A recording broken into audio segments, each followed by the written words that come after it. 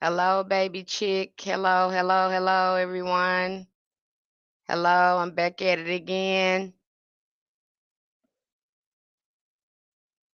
Reaching out, reaching out. Peace and power, family.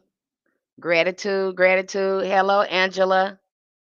Hello, Chex Ray. Hello, hello, everyone. Coming on the live streams here on YouTube and TikTok. Hello, hello, everyone. My YouTube family, they missed it last night. Hello, Gerda. I think that's Gerda Olivey. Always do you best. Hello, hello. Today we're going to be kind of reviewing what we reviewed yesterday here when we talked about a little bit about the science behind hoodoo. Um, we talked a little bit about justice work and court cases, a little bit about curios. Hello, Sherry. Hello, Goddess Key.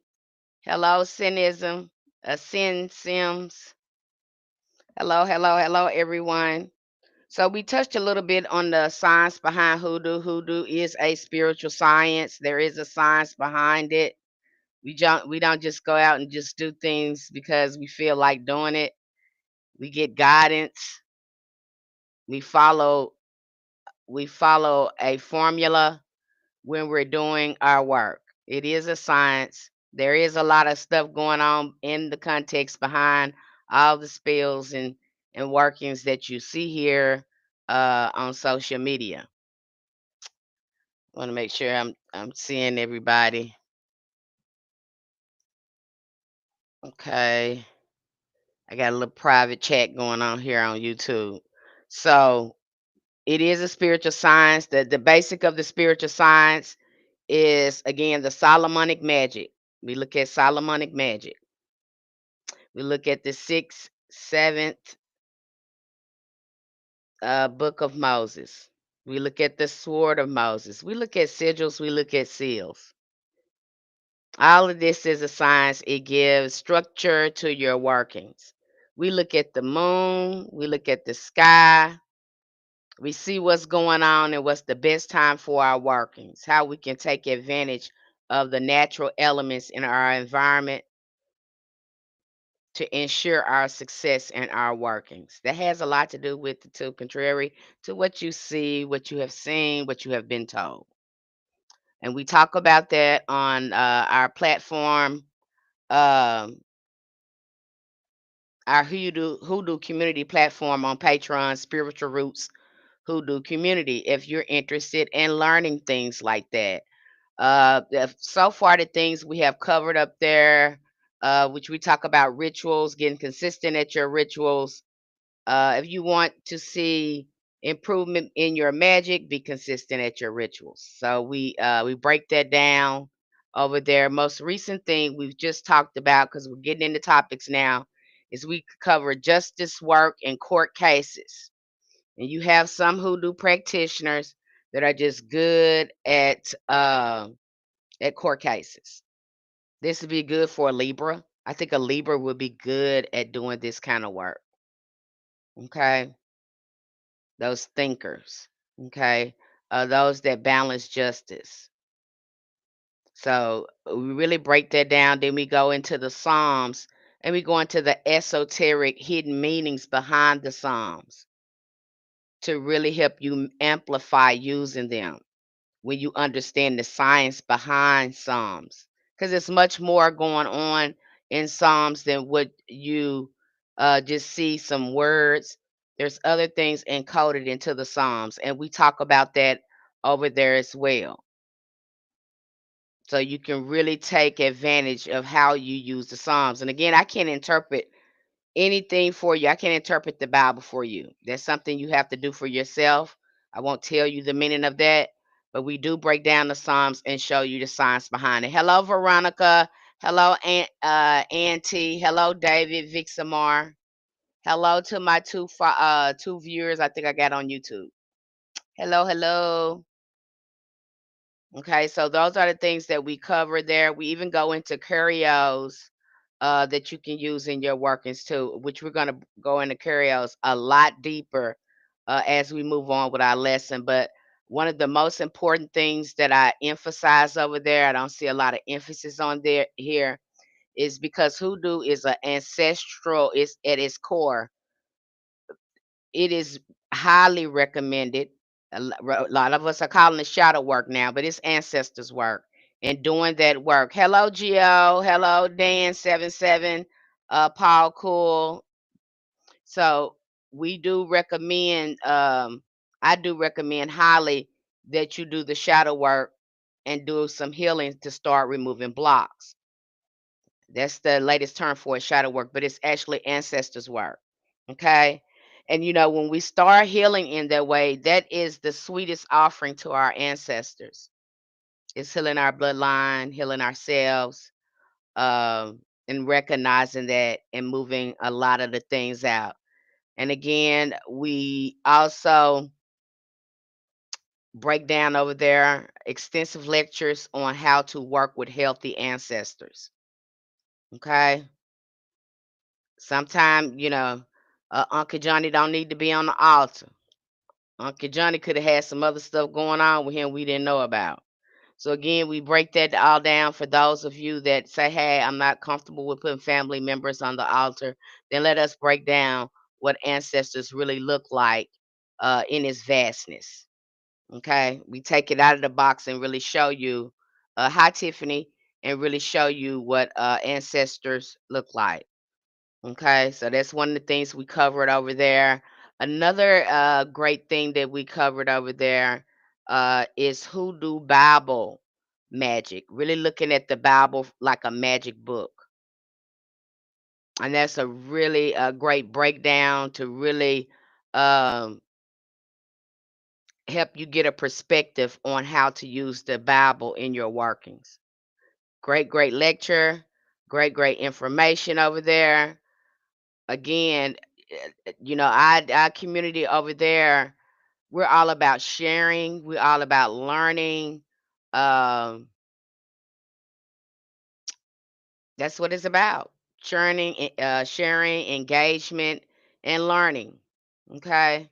And again, you'll see me repeat some of the information over there. I think I repeated a couple of things. I think we just went into angelology.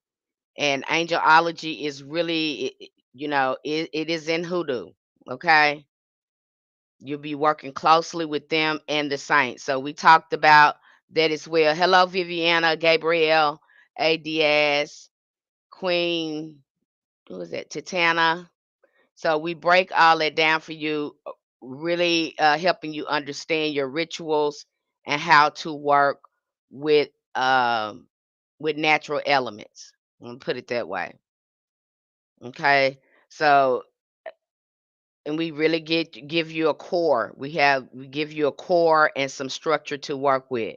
It is no dilly daddy thing and just getting a candle and burning it and no, there's some thought put into your work. There needs to be. You'll get better results if you did it that way. Okay, if we understand the way our ancestors did it. Okay. Oh, what another fascinating thing that we just finished is the meaning of numbers in hoodoo. That was a great lecture. You can really break down your life path number. we really go into breaking down your birthday, breaking everything down, and then getting your life path number. So we break that down over there. You get plenty of resources so you can constantly go on to do that, and then understanding the letters in number form, because we go do it. We get into that as well. So it's very extensive. Um, and again, it's at your own pace. Nobody's asking you to go out and know everything. No one is going to know. You're not going to know everything overnight. But if you can pick up some structure in your ritual, it definitely will amplify your work because you'll have a working understanding of hoodoo and all its components. I heard somebody saying today, uh, I don't know why they do that. We have said for years that hoodoo is closed, and then I come here. I had to, someone was like, "Oh, hoodoo is not closed," and I'm like, "Wait, guy, it is closed. It looks like folk magic, but it's different from folk magic, okay?" And I know you. It looks like, and you go to telling. We know what's in hoodoo. We know what's in there, and we know that it may look like your stuff, but it's not your stuff. Okay, it's completely different because the things that we do over here, you won't be able to do. Okay, so again, it is closed. I just want to say that it is closed, and I emphasize the shadow work and the ancestral healing in doing hoodoo, keeping yourself balanced, making sure you stay clean throughout all your workings. That's how we stay in alignment, and it really can resist. You know, uh, People, putting stuff on us if you stay clean.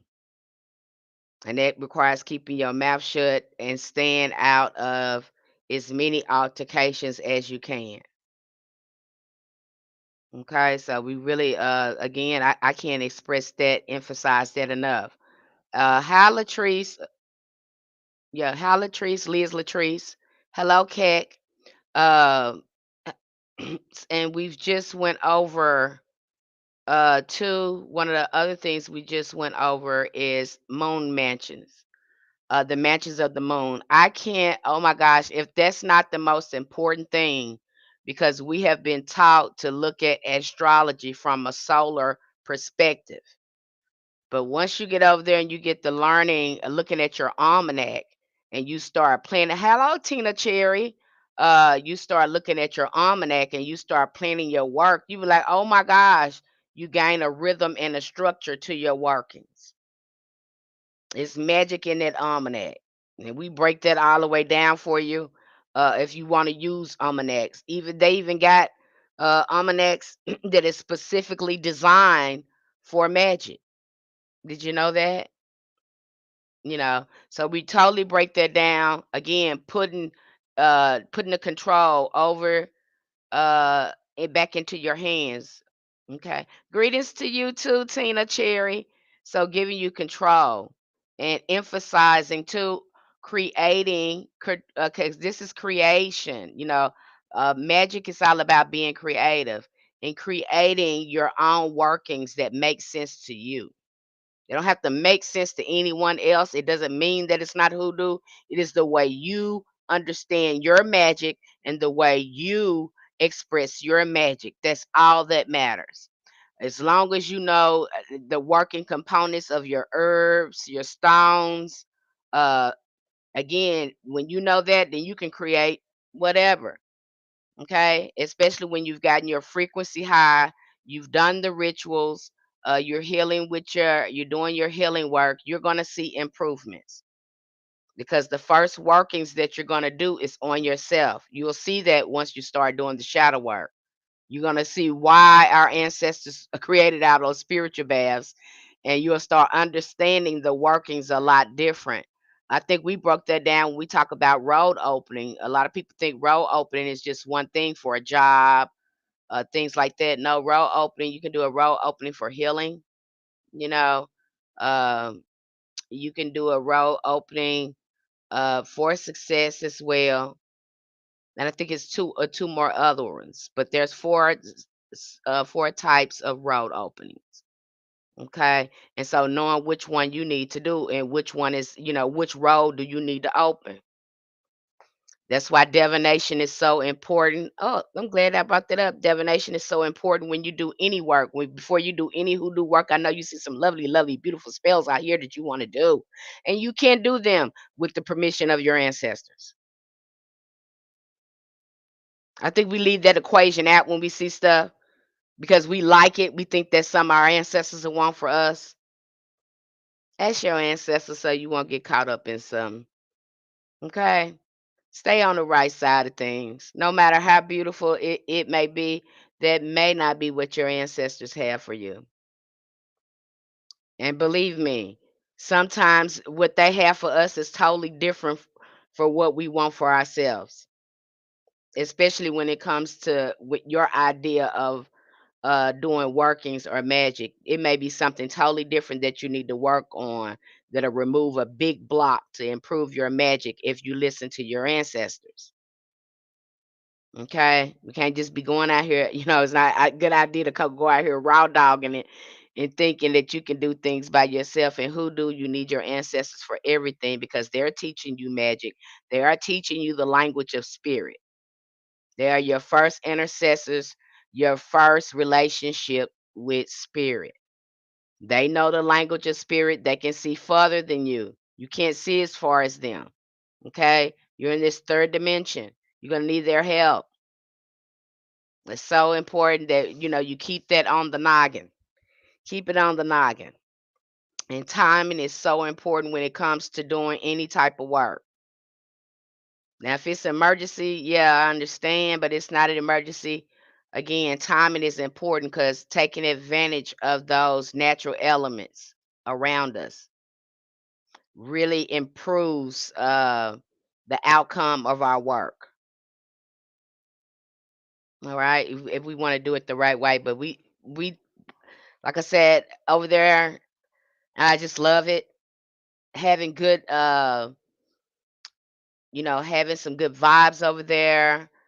We're all learning, sharing information, sharing our experiences. It's just a really cool platform to really learn at your own pace and have things broken down to you instead of giving you a lot of workings and you don't really understand the structure of hoodoo. You don't understand the history of hoodoo. You don't understand the science of hoodoo. So if that's something that you're interested in and that's something you want to learn and not bits and pieces, that's definitely the place for you. What is another exciting thing? I was so happy to cover this subject. Has anyone ever heard of the Seven Sisters in Hoodoo? The New Orleans Seven Sisters. Has anyone ever heard of that?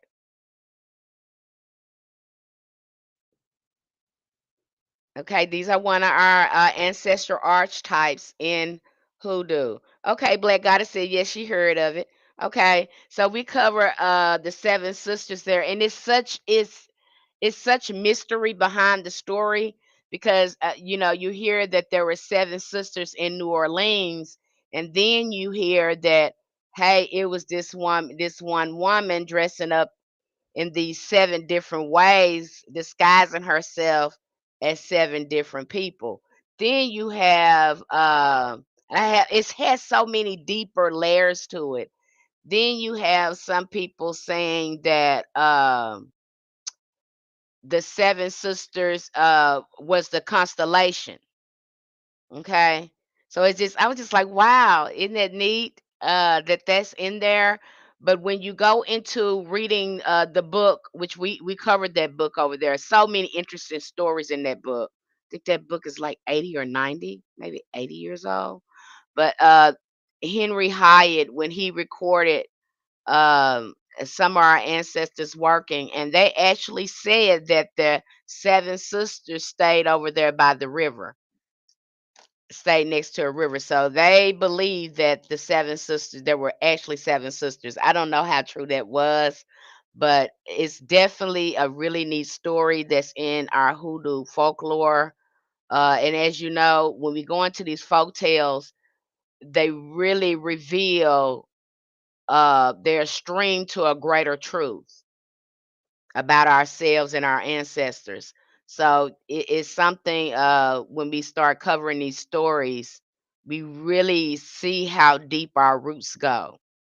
So that was a very I was really happy to do to talk about that over there. So that was great. Another thing we covered over there was High John the Conqueror, really get into his legend, because again, he's an anthropomorphic being.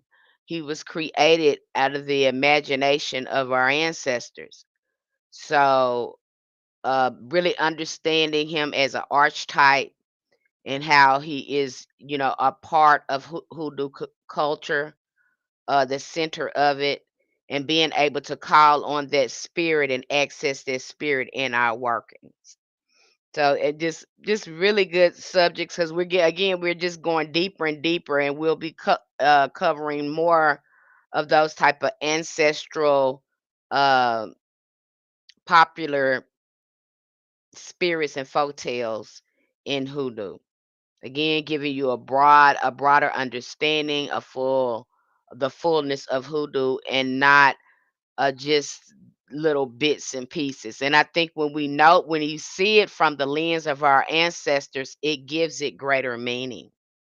Okay, we respect it. We respect it. So again, and that's the idea of the platform. So you could just really understand it and not understand your ancestors and how they used it, and how it can create beauty in your life. So really, and we just really break it down so you can really understand it. You know, I just love it over there. Great material. Uh, and so yeah, we covered that. We covered, and what else? I got my talking notes here, so I won't keep yapping here. Anyone wanted to chime in about anything I just talked about by High John? And don't forget about Little John. Little John is used too. They call it chewing John. Now, a lot of people, I've heard that. I don't know. I think that one is used in court to be chewed in court. Have you ever smelled chewing John? John, it has like a pickly. I call it a pickly smell to me. That's what Little John smells like to me,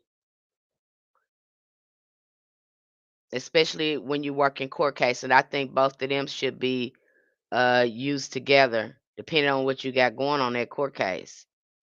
And we go deeply into justice work and understanding when to do justice work, how to prepare yourself when you're getting justice, spiritual justice.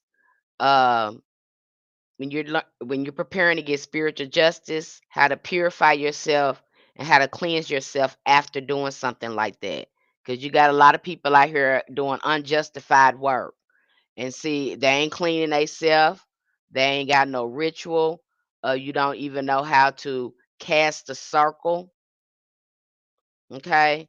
Yeah, you can protect your work. You can nail it down uh, with some railroad spikes. Yeah, you can use those things, but in your circle, in your whole environment, it needs to have a circle there where you're calling in your spiritual court to protect the directions and watch you if you do it.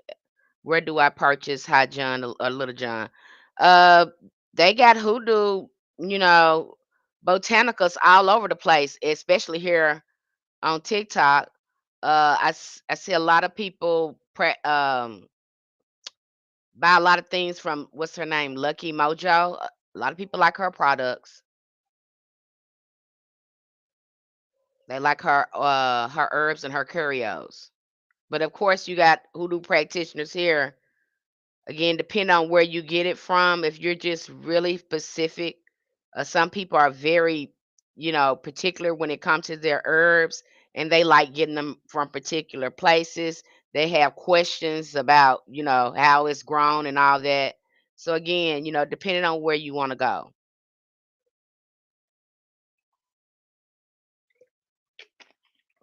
Hello, Tawana.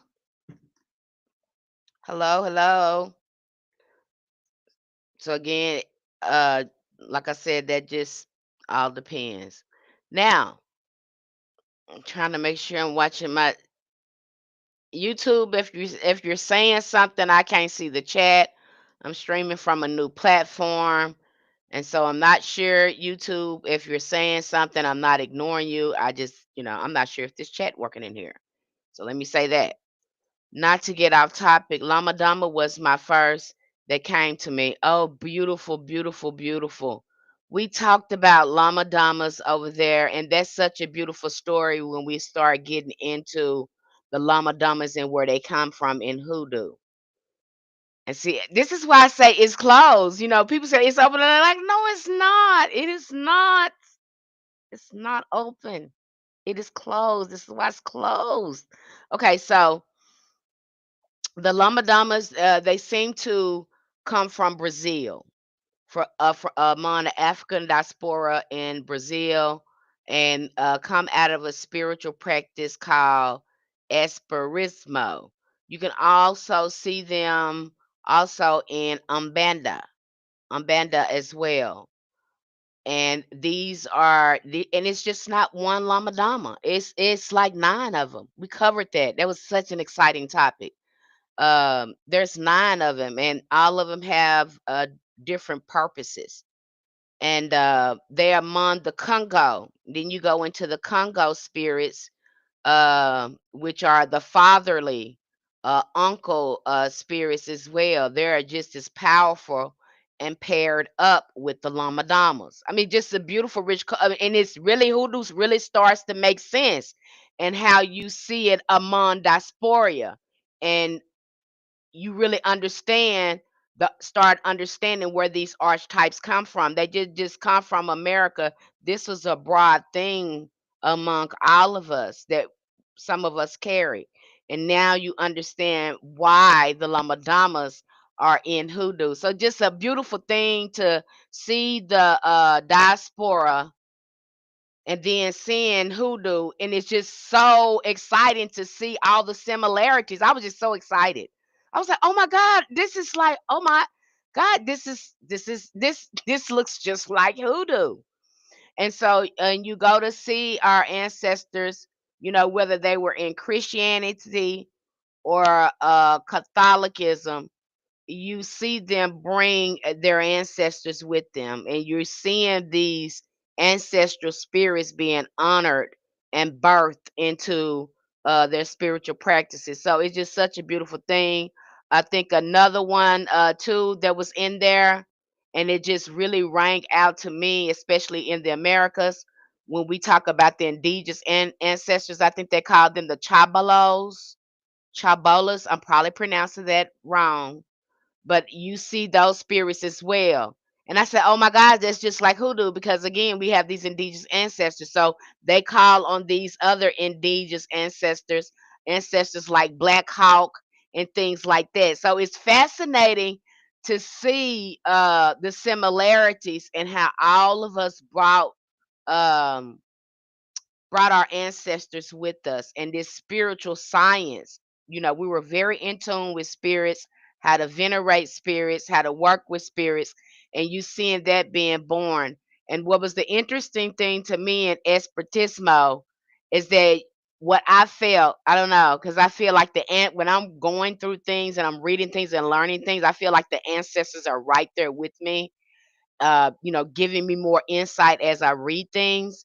And so when I was reading that, they were not able to implement spiritualism until this guy, I think his name was Kadek, and that's when spiritualism came really popular in America. Remember when they was doing tapping tables, during the time of Aleister Crowley, and then they start forming all these Freemasonic or secret societies, theosophic societies. So spiritualism was really on the rise during that time. And what our ancestors did, they took advantage of that for themselves to to even add on. I think open that up and normalize their relationship with spirit when that happened. So it was just such a beautiful thing. And I was like, oh my gosh, they took advantage of this opportunity to really create their religion without all the stigma, because I'm sure there was a lot of stigma. But when spiritualism, got on the rise like that, it was, I can see them saying, hey, now we can do this in the open and not, be stigmatized by it. So it was just learn those things about those other diaspora spiritual practices, and seeing how some of that got into hoodoo. It really helps you understand how broad this practice is and how our ancestors, took this information with them. Yes, yes, yes. So again, like I said, that's why I say hoodoo is closed. When people try to say, I know, I don't know if I don't know why you guys do that. You got your own folk magic. It works just fine. Yes, hoodoo got some Christian elements to it. Yes, it has some European folk magic influence in it. Yes, it has some Jewish mysticism influence in it. Okay? But then we go beyond and we go into the ancestors. Some of our ancestors actually mount us. Okay? You'll see a lot of that too when you get deep into your ancestral practices. When you really start working, you'll start doing workings, and your ancestors will be telling you what to do. Or sometimes it's like somebody else is moving your hands to do certain things, or prompting you to do things on the altar. Okay? And that's how it works. Especially if you're being consistent on your ancestors' altar.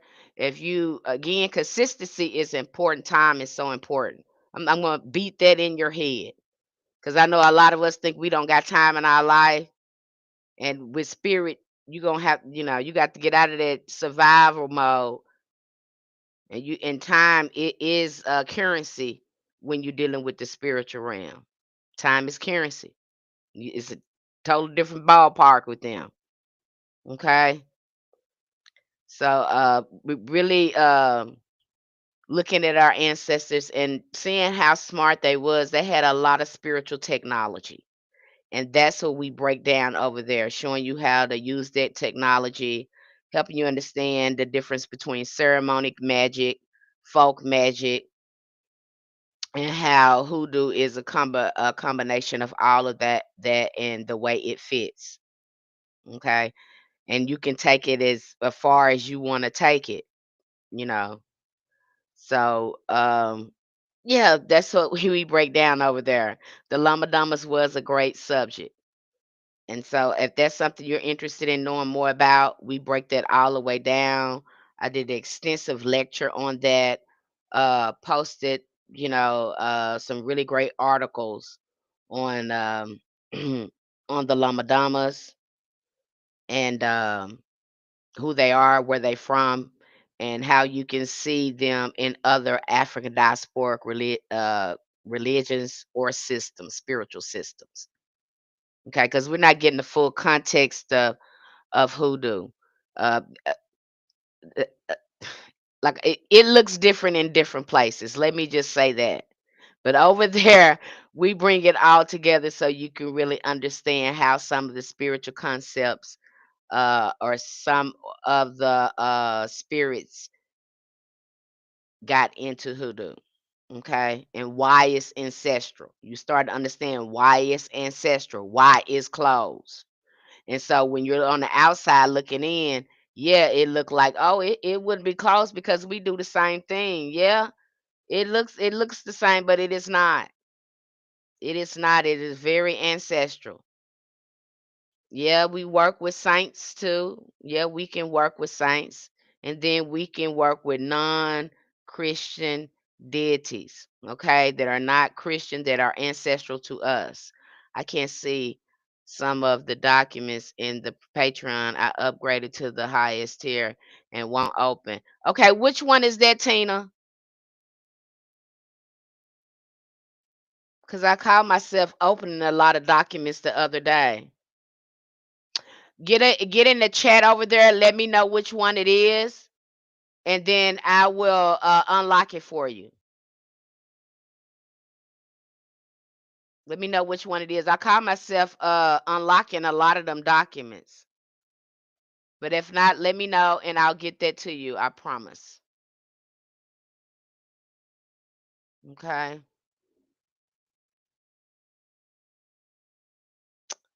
I started working with my ancestors. A lot of spirits revealed to me. Baron Samedi, Mama Bridget.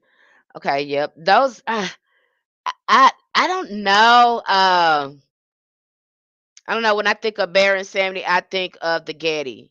I think of the ancestors because he works. I would say him and Mama Bridget works close with death and rebirth.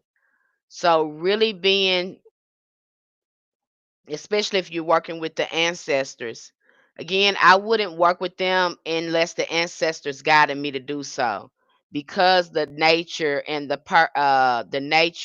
attributes of those spirits.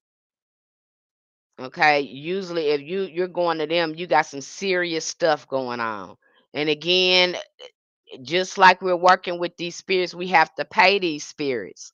And if you don't know the payment, you know, again, that's again when we talk about working with, because we're jumping out of Christianity now. Now we're working with these ancestral or these deities that belong to our ancestors. So working with them, again, there is a payment and a way and an offering that has to be set up when you're working with them, because they don't work for free.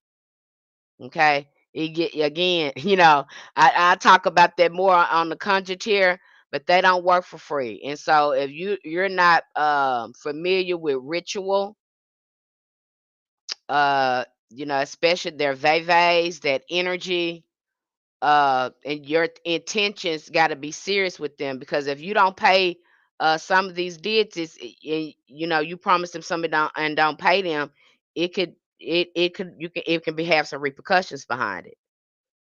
So again, going to your ancestors first, and if you're meant to work with them, whatever you have going on, because they are like, I like to call them the big steppers, high steppers. You really have to know what you're doing when you're working with Mama Bridget or Baron Samedi, because of the attributes in their energy. They get it done, but you gonna pay them too. Okay, okay. They're gonna get it done, but you gonna pay them too. You can't miss no payment with them. If they promised them something, they ask you for something, you have to give it to them. Okay. Um, but that's just me. I don't suggest working with any spirits without the consent of your ancestors. And if and you'll know, because they'll start coming in your dreams.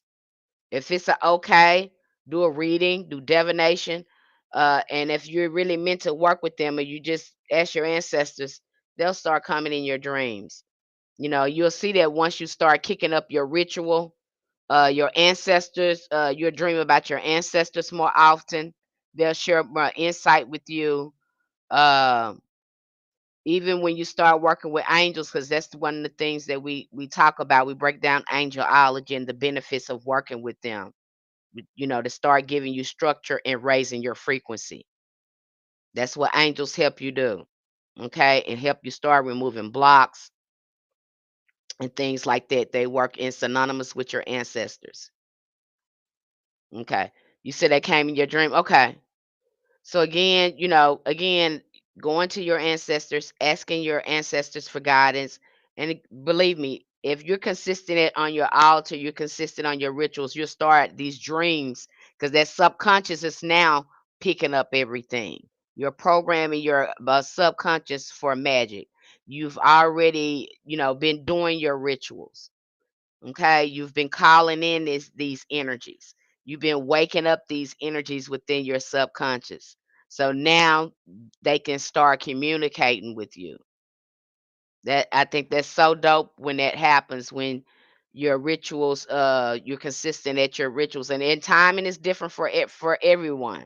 You might have somebody that go in there and they do rituals for a week, and bam bam bam, stuff start happening for them.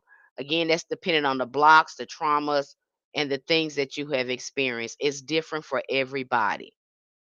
That's why you have some people can do certain other type of magic and some people can't. Okay? It's not a one size fit all. And again, finding your magic is the most important thing that you can do. Because if your ancestors, you're following your magic and following your ancestors, it's going to work every time. I can't think of a time where the ancestors told me to do something and it didn't work. I'm telling you right now, I can't think of a time where my ancestors, even when I didn't know, I didn't think it was right. I didn't want to do it, but every time I have done it, it has been right. It turns out right every time. Okay. All right. So don't estimate their power and what they're telling, and it might be something totally simple, something that other people look over. Okay, like I told you that I met that woman had that salt and pepper and got rid of that woman. Okay, this woman, she can work miracles with a water in a jar. Just simple stuff. It doesn't take a lot of fancy stuff. Sometimes it be simple, again, natural elements and timing.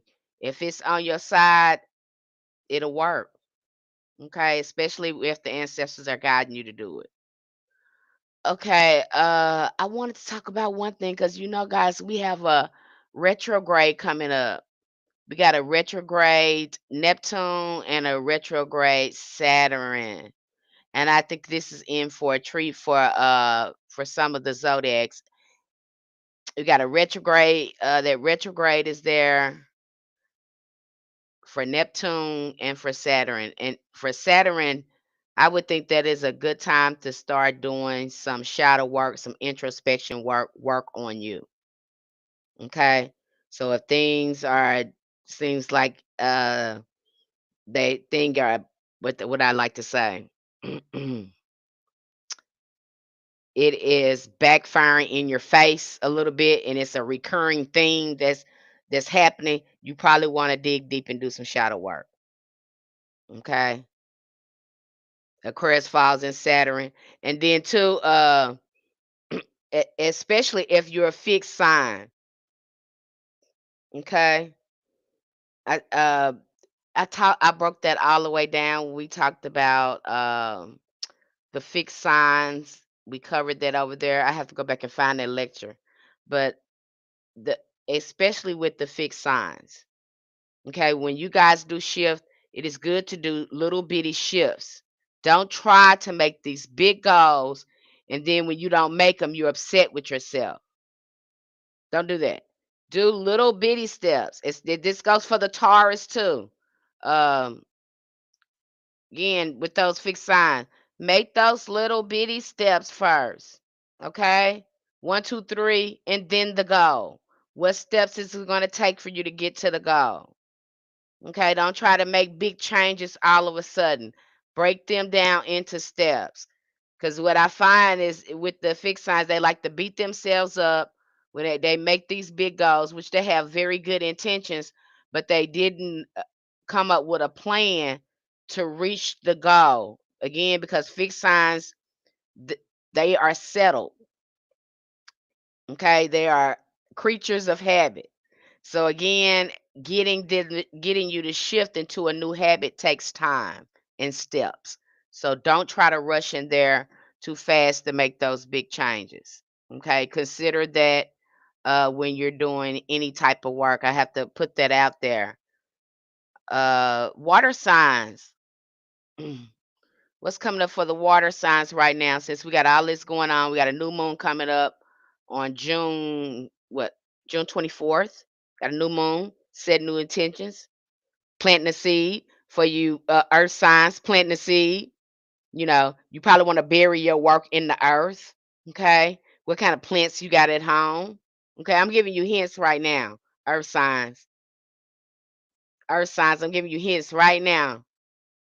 Okay. You probably want to be working with your plants at home, telling them, helping you with your work. Okay. You want to be doing some enchanting right now and probably working with some paper magic, paper petitions, and you guys probably would do good with making sigils as well. Okay, you probably want to think about sigils. You want to think about seals. You probably want to look at the some of the Solomonic seals. You probably want to look at the seals in the 6 and 7 books of Moses. You know, you probably want to implement that in your petitions. You hear what I'm saying? So again, you know, look at how you doing stuff, earth signs, okay? You know, you got a variety, especially if you a plant lover. And for the fire signs right now, again, fire signs are really good at doing raw opener work because they're action signs. Fire signs like we getting it done. Okay, we go right into action. We might not have a full plan. It's getting me in trouble. Fire signs, we might not have a good plan, but we get some stuff but done, and we're gonna move some stuff out the way. We're gonna probably do what other people be scared to do. So again, you probably want to be working with High John the Conqueror, bay leaves, dragon blood, cinnamon, maybe some cayenne pepper. You probably want to work with them. All right. So again, I'm working with candles, working with anything that burns. Okay. Maybe do some firework. You got a cauldron? Do you like burning your petitions? So you probably want to look at doing something like that uh, during this new moon, setting your new intentions because we get a chance to restart, new beginning, and do those things. Water signs. Again, doing that emotional work because a lot of you are psychic, you are very intuitive. So, doing that emotional work and doing dream work around this time will be great for you. Okay. You probably want to work with some angelica, some rose, some mother work, you know, work with herbs like that. But again, these are just suggestions you can do. You know, again, ask your ancestors what's good for you. Let's see what we got here. For the air signs, Gemini, Libra, Aquarius.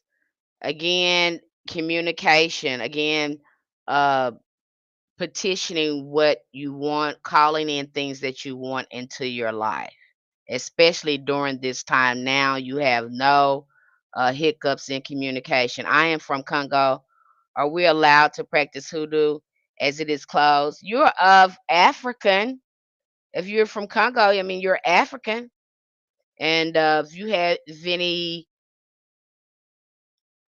you know, if your ancestors experience, and I'm sure they did, maybe, experience the diaspora and that chattel slavery, then I would think, yeah, that would be my answer. That would be my answer. Okay. Because that kind of impacted a lot of people that look like me and you. Uh, air signs. Again, attracting the right opportunities. You probably want to work with lemongrass, mint, star anise, and yellow, and a yellow candle. Okay. You can write down your intentions, but you need to speak them out loud and be clear, Gemini. Gemini, get out your head and be clear. Okay? Get out your head and be clear. I have to tell Gemini that. Stop overthinking it. Okay, Gemini? You're welcome. So, again, do your work, focus on your intentions, and keep your mind focused on it. Stop doing the scatterbrain and stop trying to figure out how it works. It'll work. Okay? Set your intentions. The earth signs, like I said, earth sign, they have long vision. So again, planting the seed at this time right now. If you're working with plants, I would recommend that you know, start working with doing some earth magic. Okay, that's your magic. A lot, especially if you love working with plants, maybe work with some five-finger grass. Um, what is another one that I like to marjoram? I think marjoram is a good one too to work with as well, or chamomile. Okay. You probably, I don't know if your thing is, you know, I say that earth signs are good with following the almanac when it comes to planting things and doing your magic. So those are the goodies that I had for you guys today, for the water signs, all the elemental signs. Does anyone have any questions about hoodoo before I just keep yapping?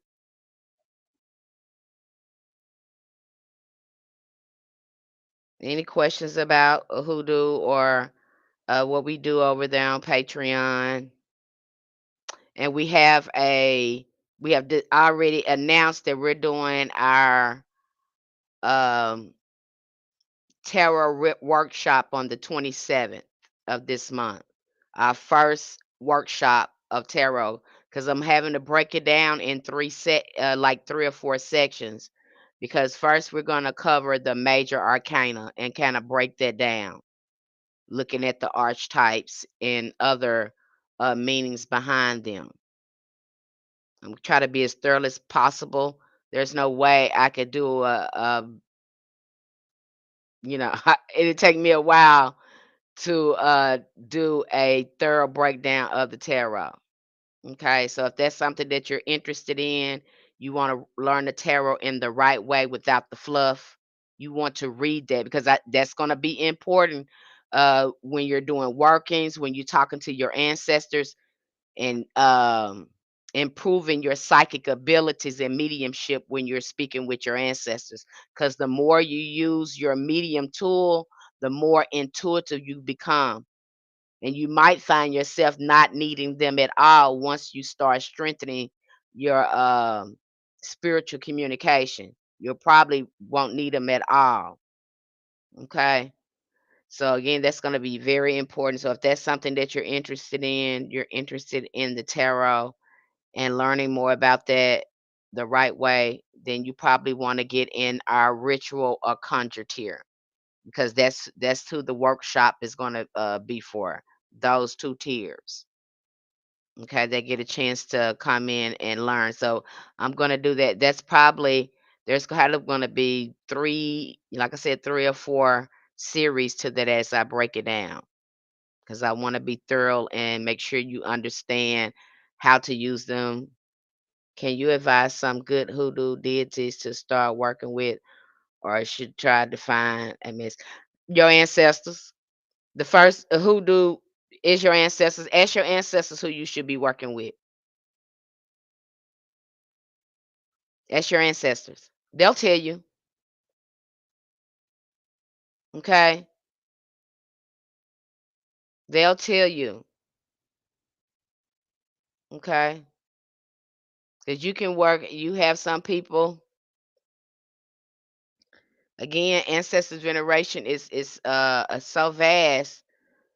They might work with you for a long time before um they allow you to work with the other deity, you know. Or they might tell you they want you working with saints instead. Okay, so just really follow their direction, and it will link up too.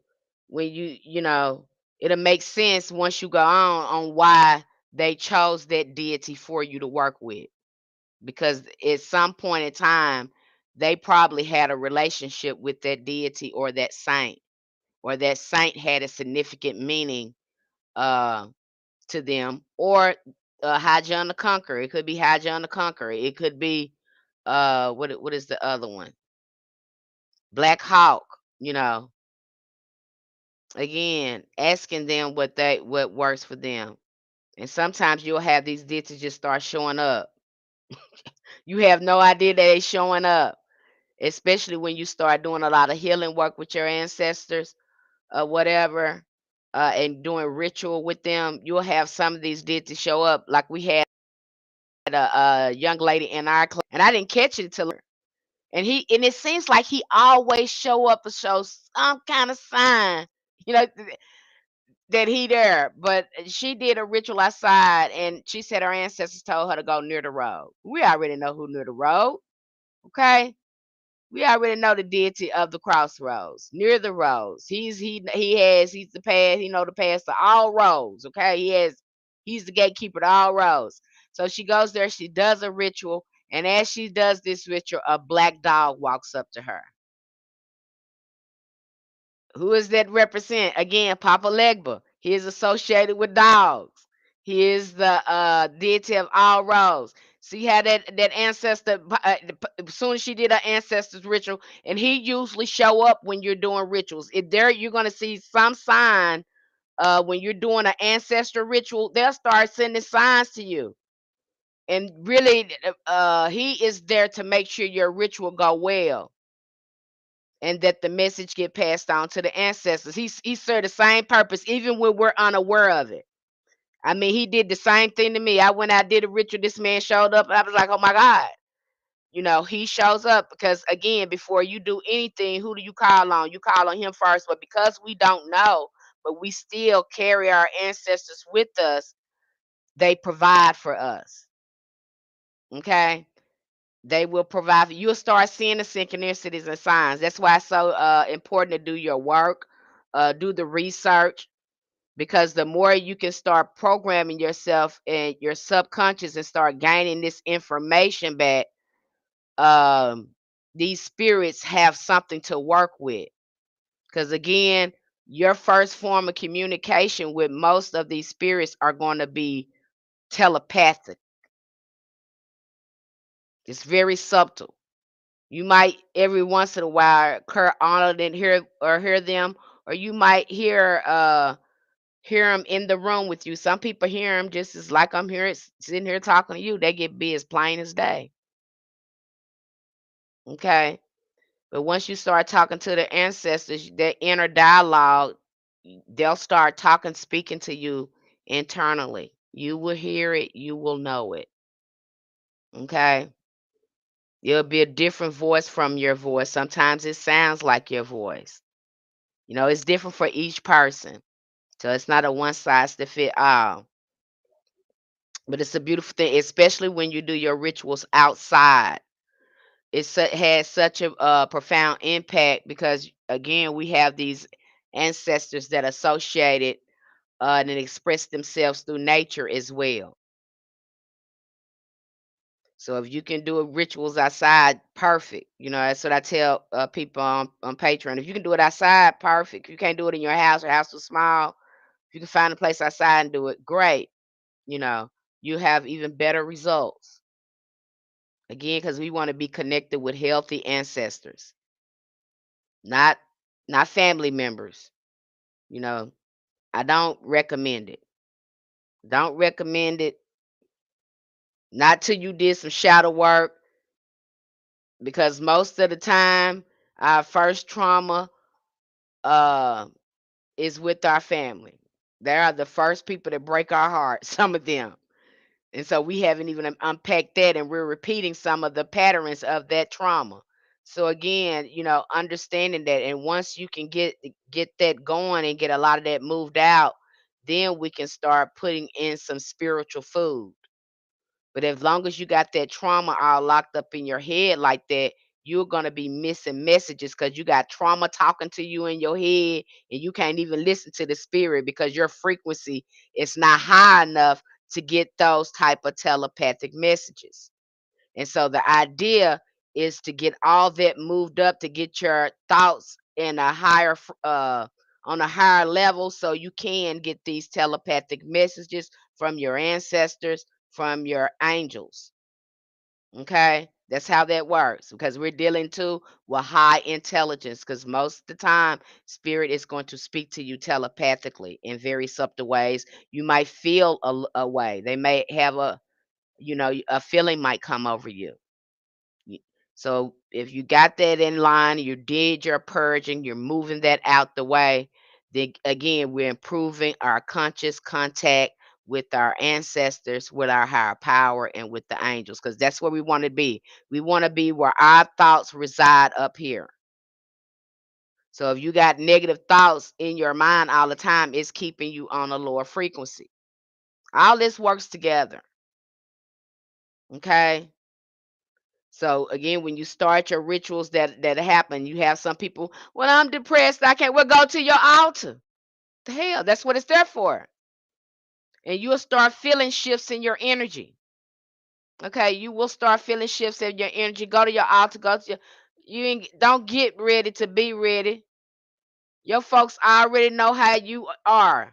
They know your deepest secrets. You can't hide from spirit. So you might as well go there and talk to your ancestors and tell them what's going on with you, who pissed you off, why you in a funk, why you depressed, and they'll help you to start shifting your energy. You will start seeing a difference in your energy. Okay? So that altar is not there that altar is not there for nothing. It's there to shift. Okay? It's there to shift your energy, to shift you. Okay? And you will start feeling the difference. But again, being consistent at your altar, talking to your ancestors like you talking to me. Did I find the chat, Lord? Did I find the girl? Ooh, I found the chat, y'all, in YouTube. Hey, Sean Lazarus, Angelos Carter.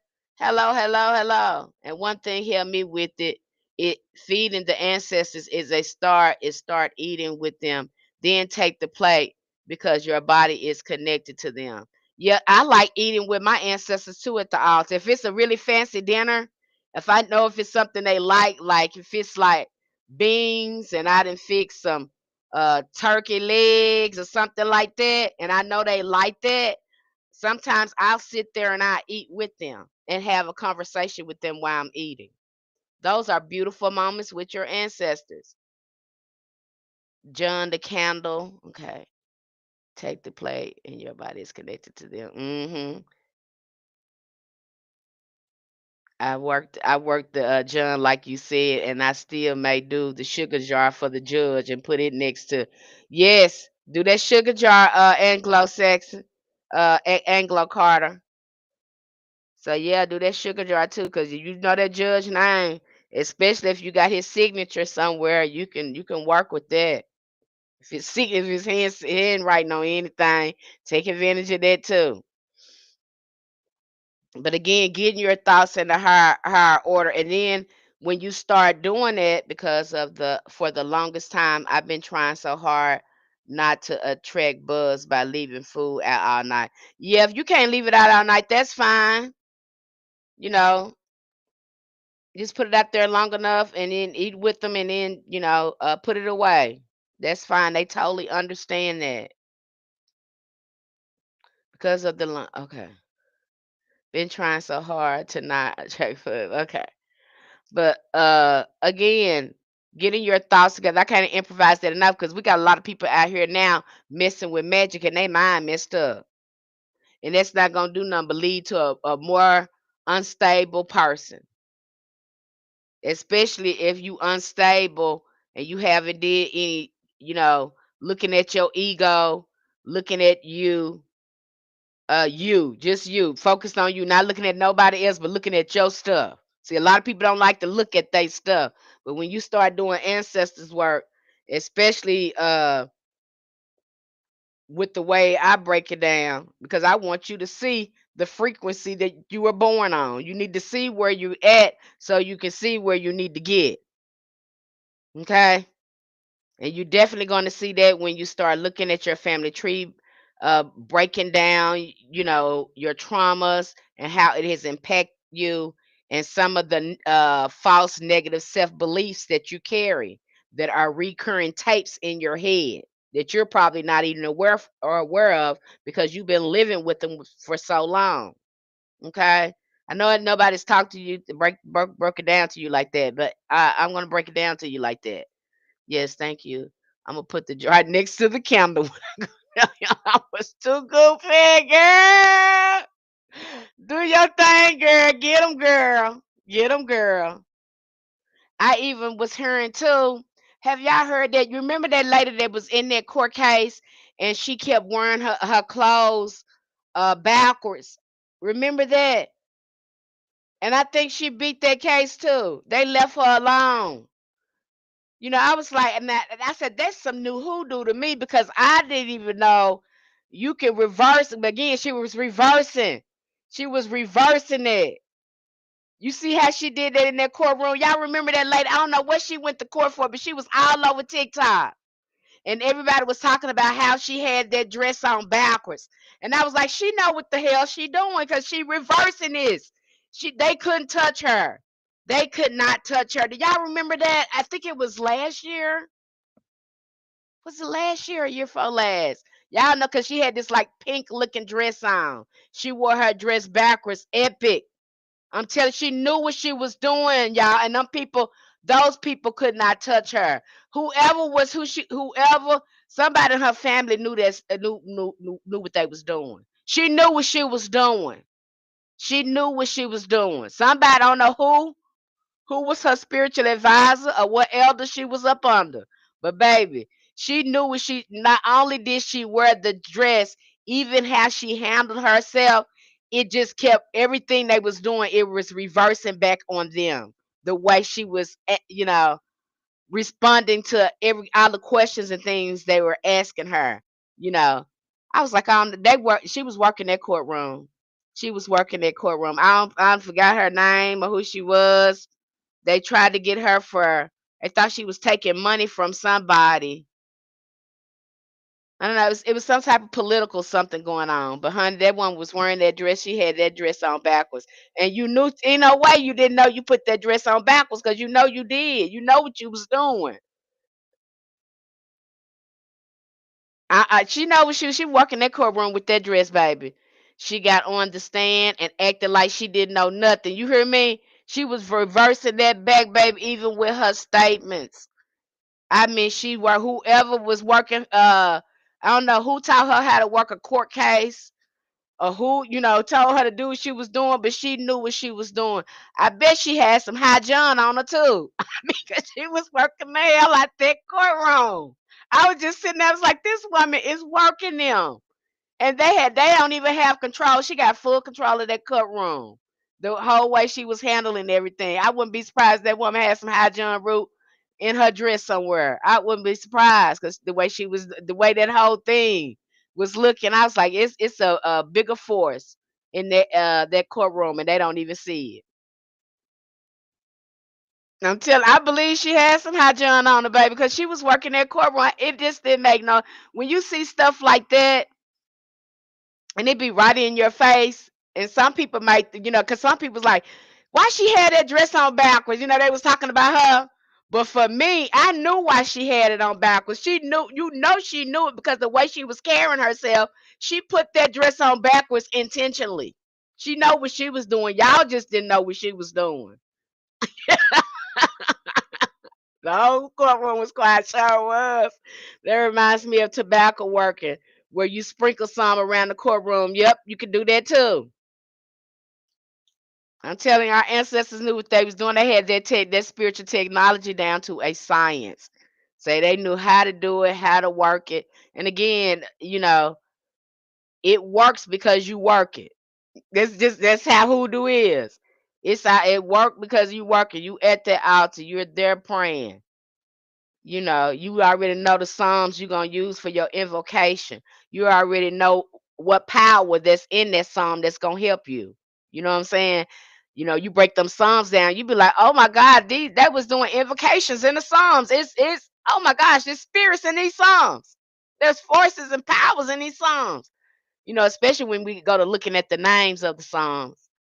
Yes, I don't blame them. I also heard you can do shoot dumb this trick. Yep, you can do a shoot. We talk about that when we talk about paper in my shoe, we getting ready to cover that over there. It should be a lecture dropping over there probably today. Probably today or tomorrow. It's supposed to be a lecture dropping over there about paper in my shoe. And a lot of people don't take advantage of that. The paper in my shoe, a lot of people don't know a lot about them, how to work them petitions. Okay, especially when you go to getting in how to really form sigils and stuff. You can form sigils in your writings in your petition. See, we break that all the way down. You can cross up a name the way you write it. Again, it's some people. I'm telling you, depending on if that's your thing, honey, you'll be able to light up some stuff. Paper in my shoe is my go-to. Yes, we just covered that. Black opium too. We just covered that. And don't dismiss that paperwork, baby. Because baby, that something about that is power in your writing. It's power in your hand. Again, you're transferring that onto the paper. And then you're enchanting the paper with your psalms or whatever you're going to be using, if you're going to be using a sigil or a seal on it or whatever to empower it. You know, especially when it comes to domination work, you could do some fire domination work with some paper. Okay. Yes. When I'm doing work, I become very busy on both planes. They don't like no laziness. They show down. You got to keep.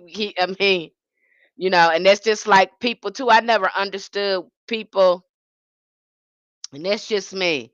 If I'm working a jar, the way I see a jar work, especially a money jar, if I'm gonna be working a money jar, I'm gonna be shaking that sucker. It's gonna be on my money altar, and I'm gonna already have some chance, them chance. Okay, I'm gonna already have some chance together. I already get that money thing, that money jar going. I'll be working it every day as much as I can. So it doesn't make any sense to me to make a jar and not work it. What you doing to work it? Okay, because again, once you make a jar or something like that, it becomes a spirit. It start working for you, and the more energy that you put in it and talk to it, the better it works for you. You understand? Does that make sense? And see, it where our ancestors, they seen spirit in everything. That's why those natural elements, they work the way they work, because our ancestors, they knew what they was doing. That's why a mojo bag became a spirit when they got through working with it and putting everything in it. Now they got a spirit working for them. Hello, Monique. Hello, hello. I hope you're doing well too, beloved. Yeah, shaking every day, you know. And then too, when you think about a mojo bag and people just want to make one, you have to feed it. Okay? It's a spirit. You got to talk to it.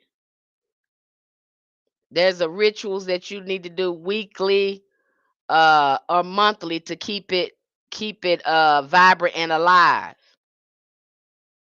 Okay? Then what you gonna feed it? What is it for? How long it's gonna take you to get it powered up? Because to get it powered up, it's gonna take some work. So you gonna ask your ancestors what is it designed for? Again, just really putting uh really thinking about your work. And a lot of it, you see a lot of people putting this stuff together and you don't see no ritual behind it, but it is ritual and work behind it. You might, you got some people, they'll leave their mojo bag on their ancestors altar to be empowered by their ancestor altar. Depending on if it's for protection, they might go to Saint Michael and want Saint Michael to imbue it.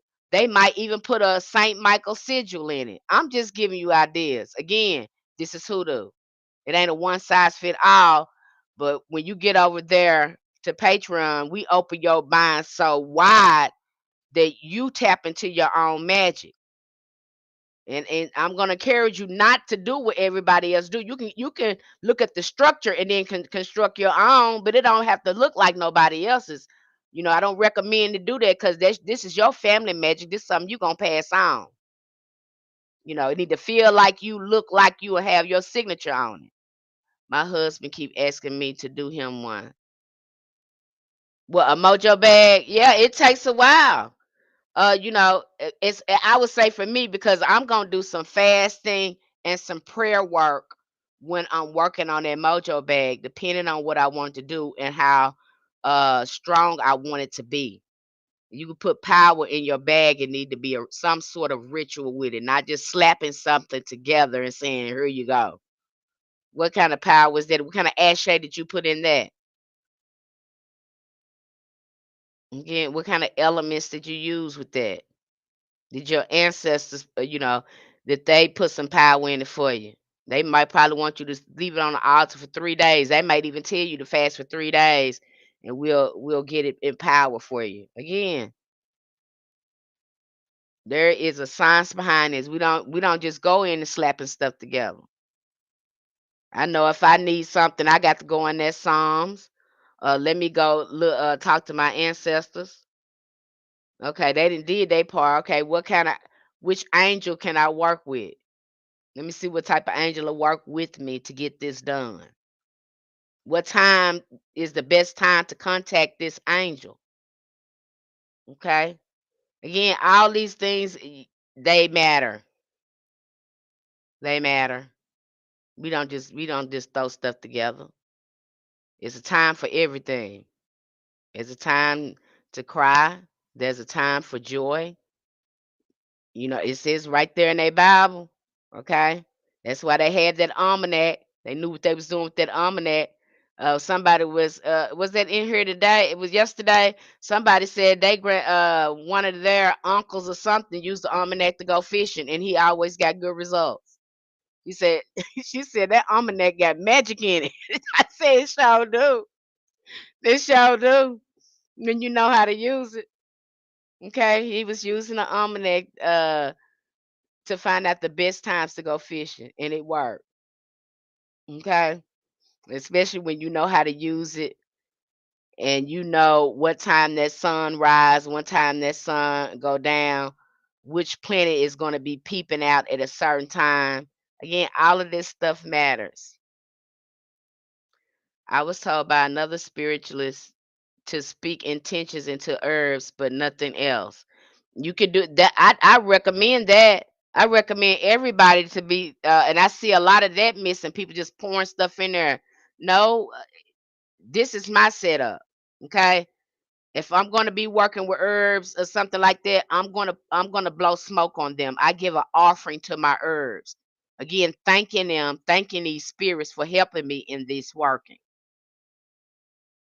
Some people blow cigar smoke on there, tobacco smoke. Some people just smoke it out with some sort of incense, give some type of offering. Some people blow rum over the herbs, blessing them, again, giving an offering to the herbs because everything is alive in hoodoo. Everything. Contrary to what you people have told you, I that's why it worked. Okay. That's why our ancestors was able to work with those plant spirits. They were able to make their own medicines. And they had a special if you work in the land, of course you got a relationship with the land, don't you? If you growing everything, then you got a relationship with the plants, just like George Washington Carver. They talked about him. He said, but I can look at a plant and tell you what it can do for you. That's what he said. He said, I can look at a plant and tell you what it can do for you. And I don't think there's a botanist that can really out top him, especially when it came to his understanding of plants. Okay. So really understanding them and respecting them like that because these are spiritual allies that help us in our workings as well. They're just not things you just throw into stuff, just like that cinnamon. You got people blowing this cinnamon out their door because one person says cinnamon. No, but it's cloves too. It's allspice too. It's five-finger grass. It's chamomile. It's vanilla. It's so many other things uh, that can bring in prosperity. There's rice. Rice is good for prosperity as well. Oranges signify prosperity as well. So it's so many ways to do this, but when you start looking at these herbs and breaking them down, you'll get more familiar with them. Nutmeg is a good one too. See, everybody sleep on that and then blowing it out your door. No, I'll be getting that I get me a potpourri pot going. I'm be boiling that. That thing gonna be all over the house. I make a floor wash out of it. Put it in my floor wash. Again, there's so many ways to do things. You don't have to do things one specific way. A simmer pot, that's what I'm saying. I like the simmer pots. I sure do. I like the simmer pots. I'll go be a simmer pot and put some cloves in there, and it smells so good too. Cloves, some cinnamons, allspice, and nutmeg, honey. That it smells so good. You could just feel those energies in the house. Again, these energies are emanating from these spices as well and attracting these other energies of abundance and prosperity to come into your house. So breaking it down to a molecular, breaking it down, molecularly so you can really understand, because everything is energy. And so they animate that energy, so they draw in that energy. They attract that energy. You could even make a floor wash your foot with it, wash your hands with it. Um, you can put a little bit and do a door wash with it, wash your doorway with it. Again, it's your magic. You can do it any kind of way you want to do it. That's what I like about magic, because you get a chance to express your creativity in your magic. And that's why it doesn't look the same. Hoodoo doesn't look the same in every family, in every state. It looks different. And just because it looks different doesn't mean it's not hoodoo. It still has the same structure and the spiritual science behind it. Okay. I love hoodoo for that reason. I know that's right, Black Opium. Okay. And then this stuff with people talking about, it's not closed. I don't know what them people talking about. But anyway, um, yes, it has some structure to it, spiritual structure to it. And especially when you get into the almanac and you start looking at strategically planning your work. That's why over there in Patreon, when a new moon or full moon is coming, I try to post that 4 or 5 days before the new or full moon, so you can already start constructing things. Just to remind you, okay, I got a full moon coming up. This is what I need to construct, because this is what I got going on. Gives you a heads up. All the resources is there. So if there's a particular thing that you're looking for to do work on, you're gonna find a subject there somewhere. If it's not there, then message me, and I'll try to see if I can find something for you. Or even, and maybe I'll be the one to gatekeep for you. Be like, did you ask your ancestors, can you do this? You're gonna get sick of me saying that, because I'm gonna say that all the time to you. You might ask me, can you do something? And can I work with the spirit? And I'm gonna be like, did your ancestors tell you to do that? Did you talk to them? Did you do a divination? Okay. That's what I'm refer you to all the time. Because your ancestors are your keepers. They are your guide. Okay. They're gonna keep you protected. They make intercession for you. They know exactly. You have what do you call it? They have a whole syllabus of what they want you to do. And that syllabus may look totally different from what you have for yourself. Believe me when I tell you this. You'll be surprised. I have went to that ancestor altar and really have something planned out that I want to do. And they be like, no, you need to go do that. Why would you even do this without doing that? And I'm just like, damn, for real? Like, damn, for real? I can't do that for real. No. If you did this, it would get better. This ain't gonna even make it better. Do this. So you'll be surprised. That's why you need to know too when to take a L. When them tarot cards telling you something, if it's telling you to take a L, go ahead and take it. You got to learn. You're gonna have to learn how to accept the no too with your ancestors. You ain't gonna always get your way with them. This is about your spiritual evolution and your growth.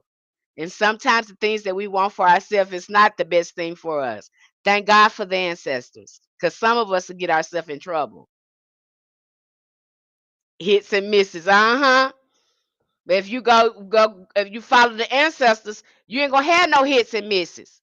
Cause believe me, when they tell you something gonna work, I'm telling you, I can't emphasize this enough. When they tell you something, it's gonna work. That's why you need to be following them in your work. And that's the stuff you need to be writing down. Okay, that's the stuff you need to be real. Not nobody else's stuff. The stuff your ancestors gave you, the magic they use for you. They gave you. That's your magic. Okay. Again, when it's and the closer you look at hoodoo, it looks like ancestral magic. That's why I be telling people this is not open. This is not open, because a lot of this stuff we get directly from our ancestors. A lot of these workers too, although it may look like y'all stuff, but a lot of the way we do it is the way our ancestors told us to do it. Okay? So no, it's not the same. It may look the same, But what we do, we followed, especially when you get your ancestors out the crunk, you being consistent there, you'll start seeing it.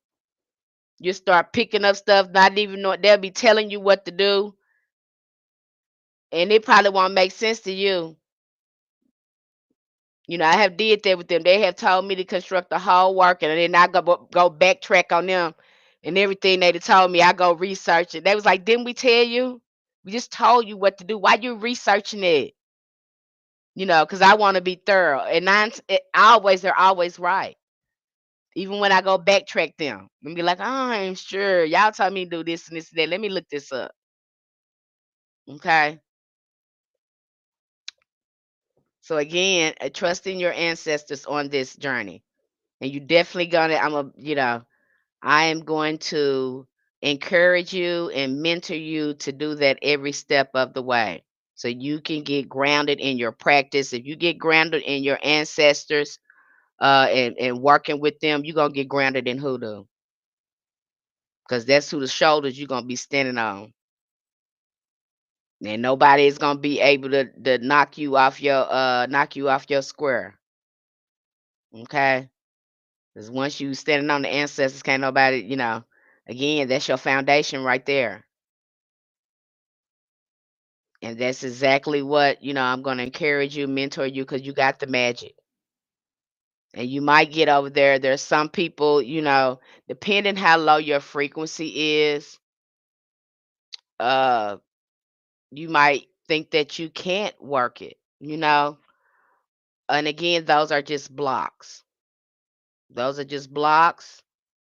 And to start getting you prepared, encouraging you to work with those healthy ancestors and start getting those spiritual baths popping, start doing that shadow work and moving out those oppressive thoughts and feelings.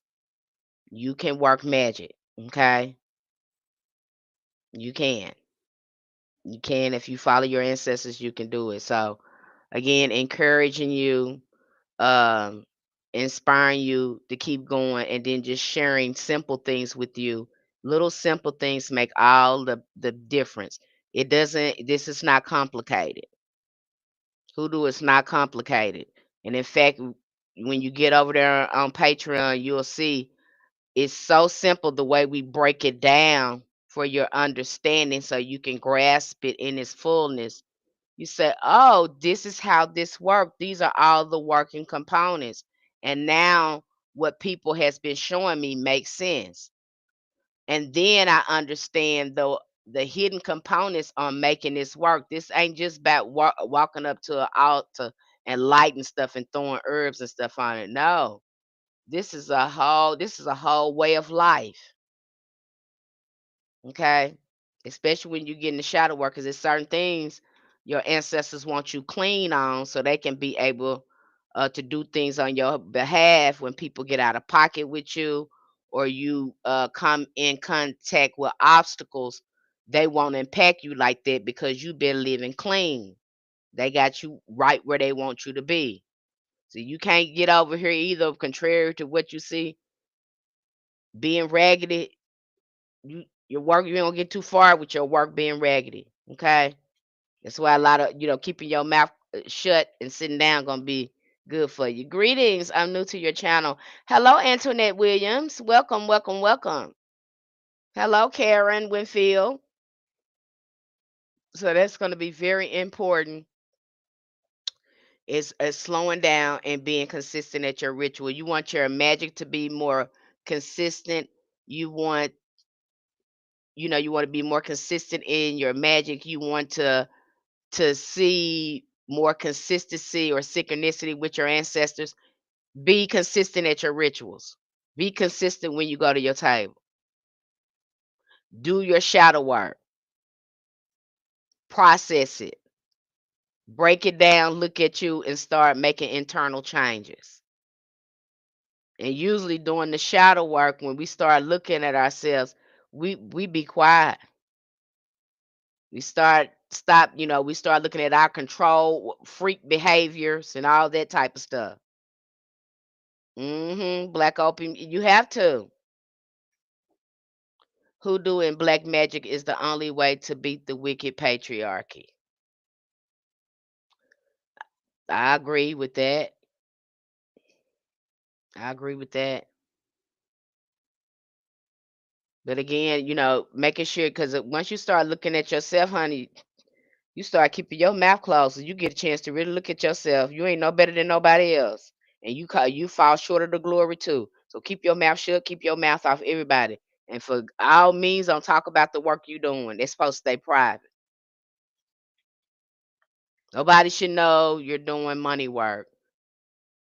We should not be posting our ancestor altar online. We shouldn't not be posting our work online. Just you're asking for trouble. You're just asking for trouble like that, you know. So again, learning how to keep your work private, keep your mouth closed. Okay. And you'll start to see when you start speaking things, especially for some of the air signs, um, you can mess up some stuff with your mouth if you don't know what you're doing. Okay. And internet said being an observer of me. Yeah, being an observer of you. Because you get a chance to really see. You can't, you start learning real compassion and mercy and grace when you start looking at yourself because you realize how much you need it. I'm telling you. I had to look. I said, oh my God, I need so much mercy and grace. Oh my gosh, I was just doing some raggedy stuff. Oh my gosh, my mind is just, oh gosh, I need grace. I need mercy. I need compassion. If you really start to understand that, you be less judgmental and you keep your mouth just shut up, you know, because again, you keep the focus on yourself. And that's when the real spiritual fruits start to come in. And that's what we want. We want those real spiritual fruits, fruits of the spirit, to start coming in. What Tina Church said, Tina Cherry said, damn right, daily mercy. I need mercy and grace every day.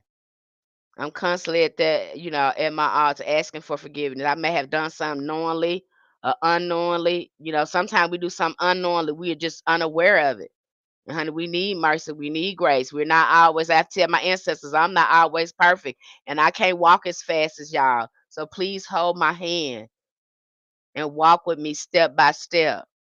You know, please have mercy on me. I don't know. I don't know as much as and you have to because you don't know. You don't know. And you got to get that out your head too. Well, I don't give a care how much many books and stuff you'd have read, which I've read a lot of books. And when the ancestors, sometimes they come and tell us, they would tell me, we don't care about what you know. We got experience. We got wisdom, girl. What are you talking about? What you talking about? So just, be quiet and listen. They have told me that before, and I couldn't do nothing. Be quiet because I don't know. Compared to their wisdom, grace, and guidance, I don't I know I no we don't know. Okay? You don't know. And that's the only way. If you already know, how can you be taught anything? If you know everything, how can your ancestors teach you anything if you know anything? Oh, you already know. You already know. So your spirit can't teach you nothing because your cup already full.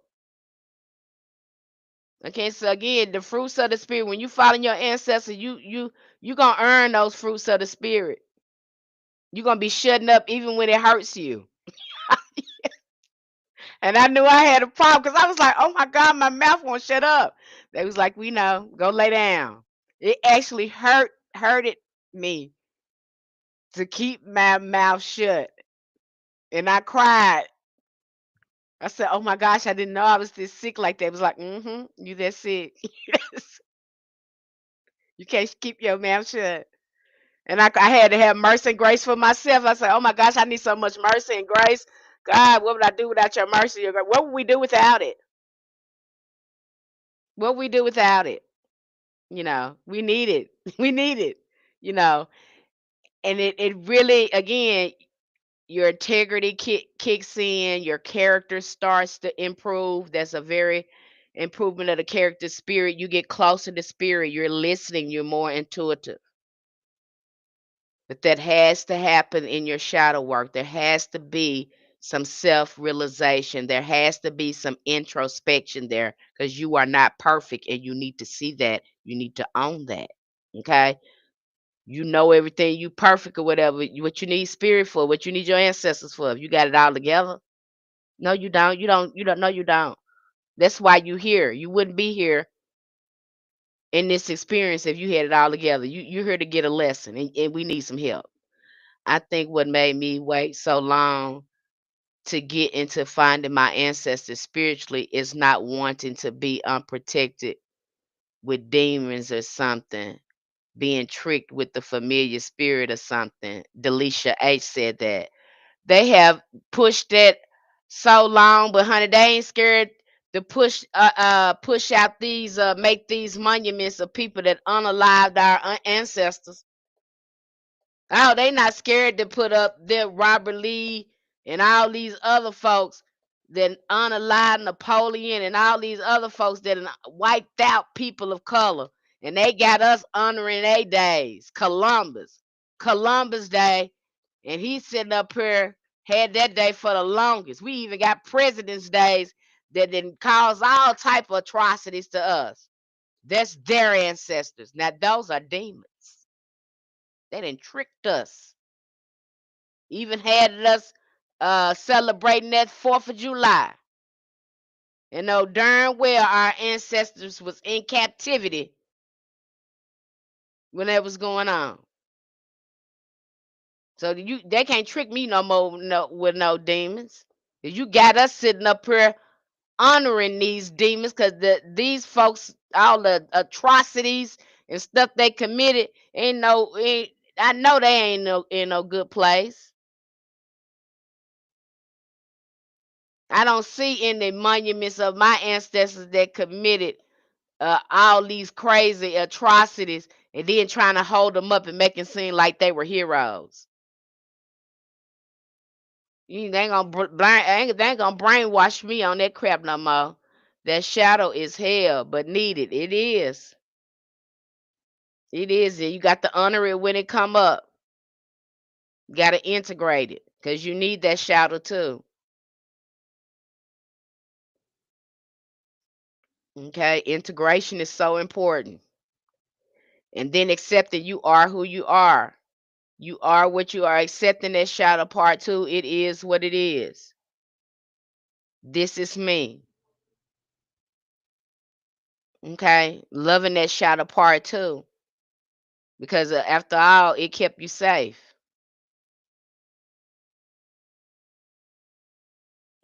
I asked, what is that I want to know? What is that I should know? What is it that I need to know?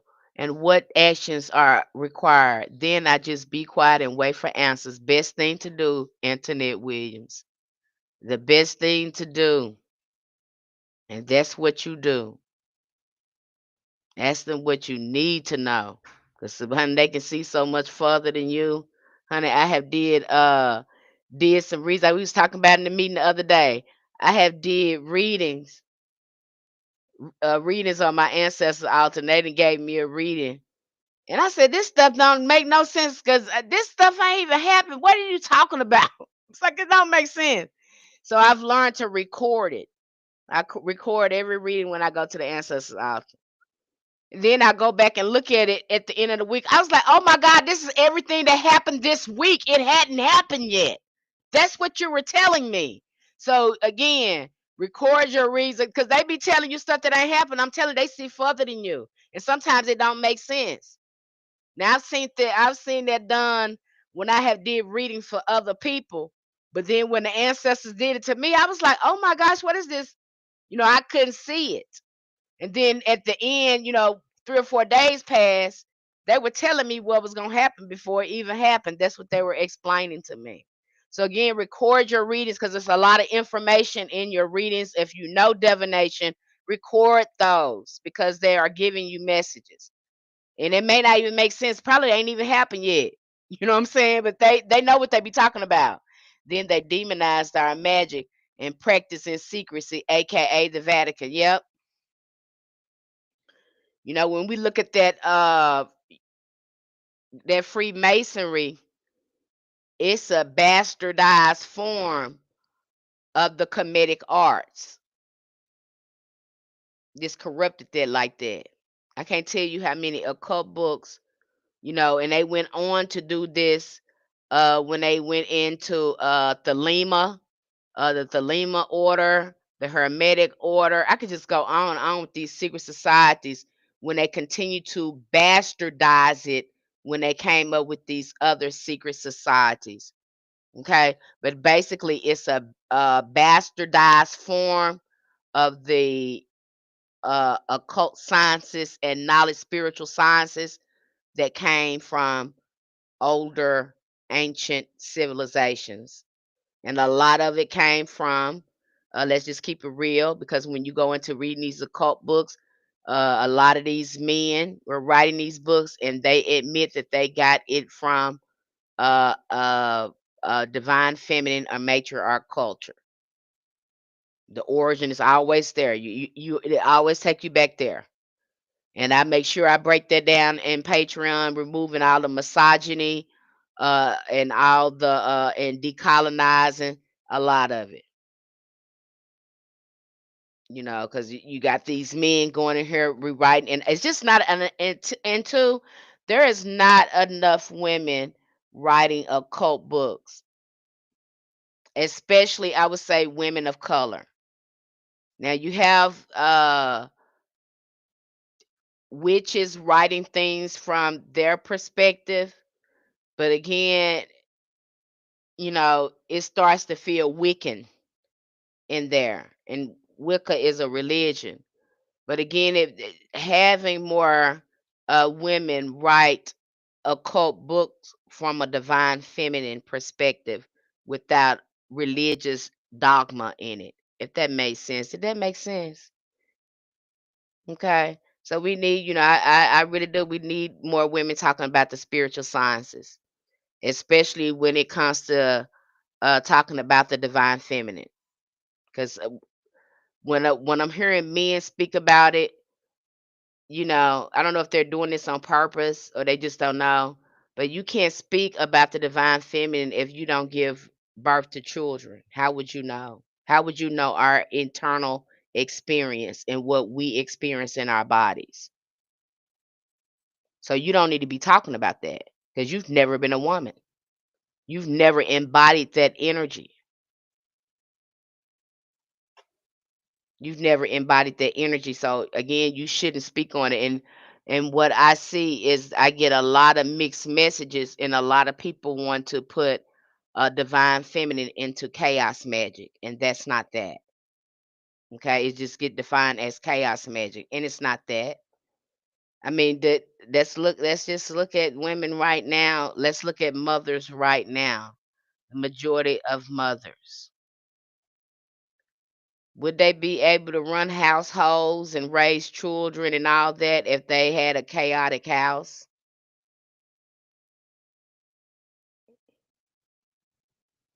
Would they be able to do that? It should reflect that.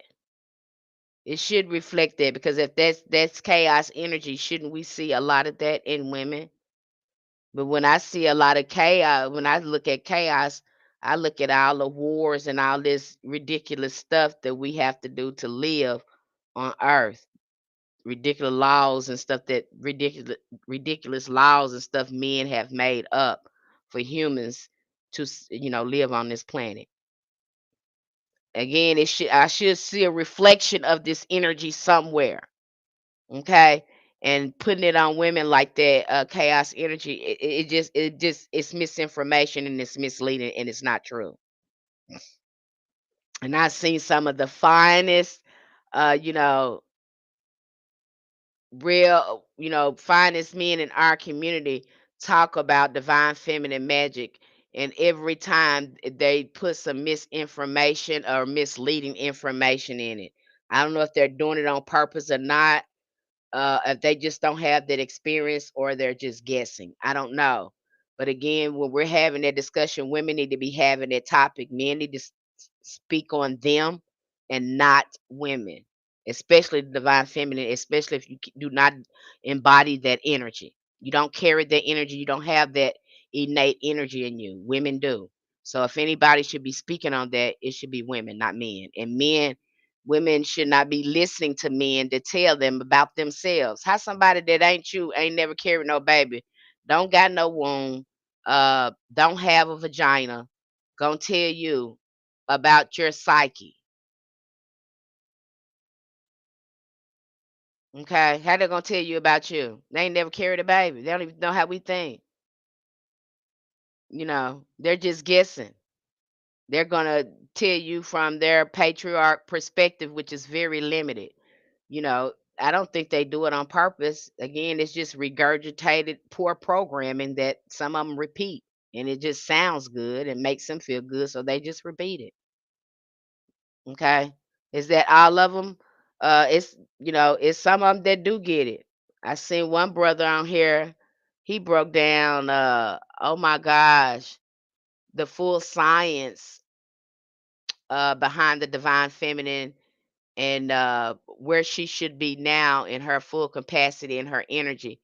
And he just made sense. I was like, oh my gosh, this brother right here that done his work. Like he really sees it. So you have very few of them that know about our energy and know how it works. That can tell the truth. There's very few of them, but it's some out there, but not very many. But like I said, it should be women telling this story and not men. And we certainly break that down over there when we start, especially when we look at the mansions of the moon. That's such a fascinating thing to me because when I start looking at these angels, I'm like, why are these angels not listed? Because there are so many divine feminine angels when you start looking at the mansions of the moon. I was just like, oh my gosh.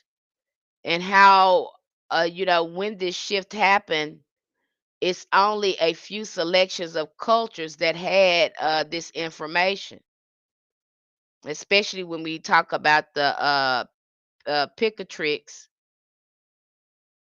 and we start understanding astrology, where it come from and how it was almost obliterated uh, before they could, capture that information and start putting it back together again. So you really start looking at the divine feminine in things. Even when we looked at a little bit of Kabbalah, you can see where they got it from. The original archetype was divine feminine because like I said, the top of that chart of Kabbalah is Shekinah glory. And that is what they're trying to attain, that highest state, by going through the different sifrits in Kabbalah. So they let you know they're hiding it, they just hiding it from you. That's just like in the Catholic Church. They let you think that Jesus is patriarch God, is all God, but behind closed doors, they're venerating and they're bowing down. You even got some members in there, they're praying to Mary. Why are they doing that? Because they're still in tune with the older culture of our set. That was a global thing. You had people going all over the world to venerate the divine feminine. You can see our set in all sorts of cultures. Okay, it was globally understood that God was a woman, or was divine feminine in nature. The beast destroyed the great mother's first oracles. That is correct. Okay, so when you really start to kind of understand, and that needs to be unpeeled, I think that's important to unpeel in hoodoo uh, as well, because some of the documents that we are studying, you will run into some misogyny. But again, these patriarchs, because we got Christianity in there too. So you got to remember that these patriarchs created some of these religions. I'm not going to even say spiritual system because they didn't create the spiritual systems. They stole from the spiritual systems and created religion and put themselves in the center of everything. Because in the original spiritual system, when they was even reading it, uh, they knew that it was divine feminine. This is why they go out their way to keep saying man, man, man. And that's why you'll see that in that Bible too. They're addressing men, men, men. Okay. And when they're distinctly talking about a woman, they mention it. And just like it said in that Bible, all men are liars. Who you think said that? It said all men are liars. It didn't say all women and children was liars. It said all men are liars. Go in there and read that if you read it from a divine feminine perspective, you'll gain some more insight from it if you look at it from a divine feminine perspective. Okay, and who is it addressing, and who is it talking to, and who are these instructions being given to? When the divine goddess rise again, what should be done this time around so we don't fall again? I think Manly P. Hall. There's a great lecture on YouTube by Manly P. Hall called The Divine Feminine. He did a lecture on a divine feminine. And I was really wanting to go listen to that lecture. So I jumped over there one day and I listened to that lecture and I was just like, are you crazy? Are you crazy? Why would I share power with someone that that's, you know, that person is not equal to me? We're unequally yoked. So we know that we can't share power with them like that because of their nature. Okay.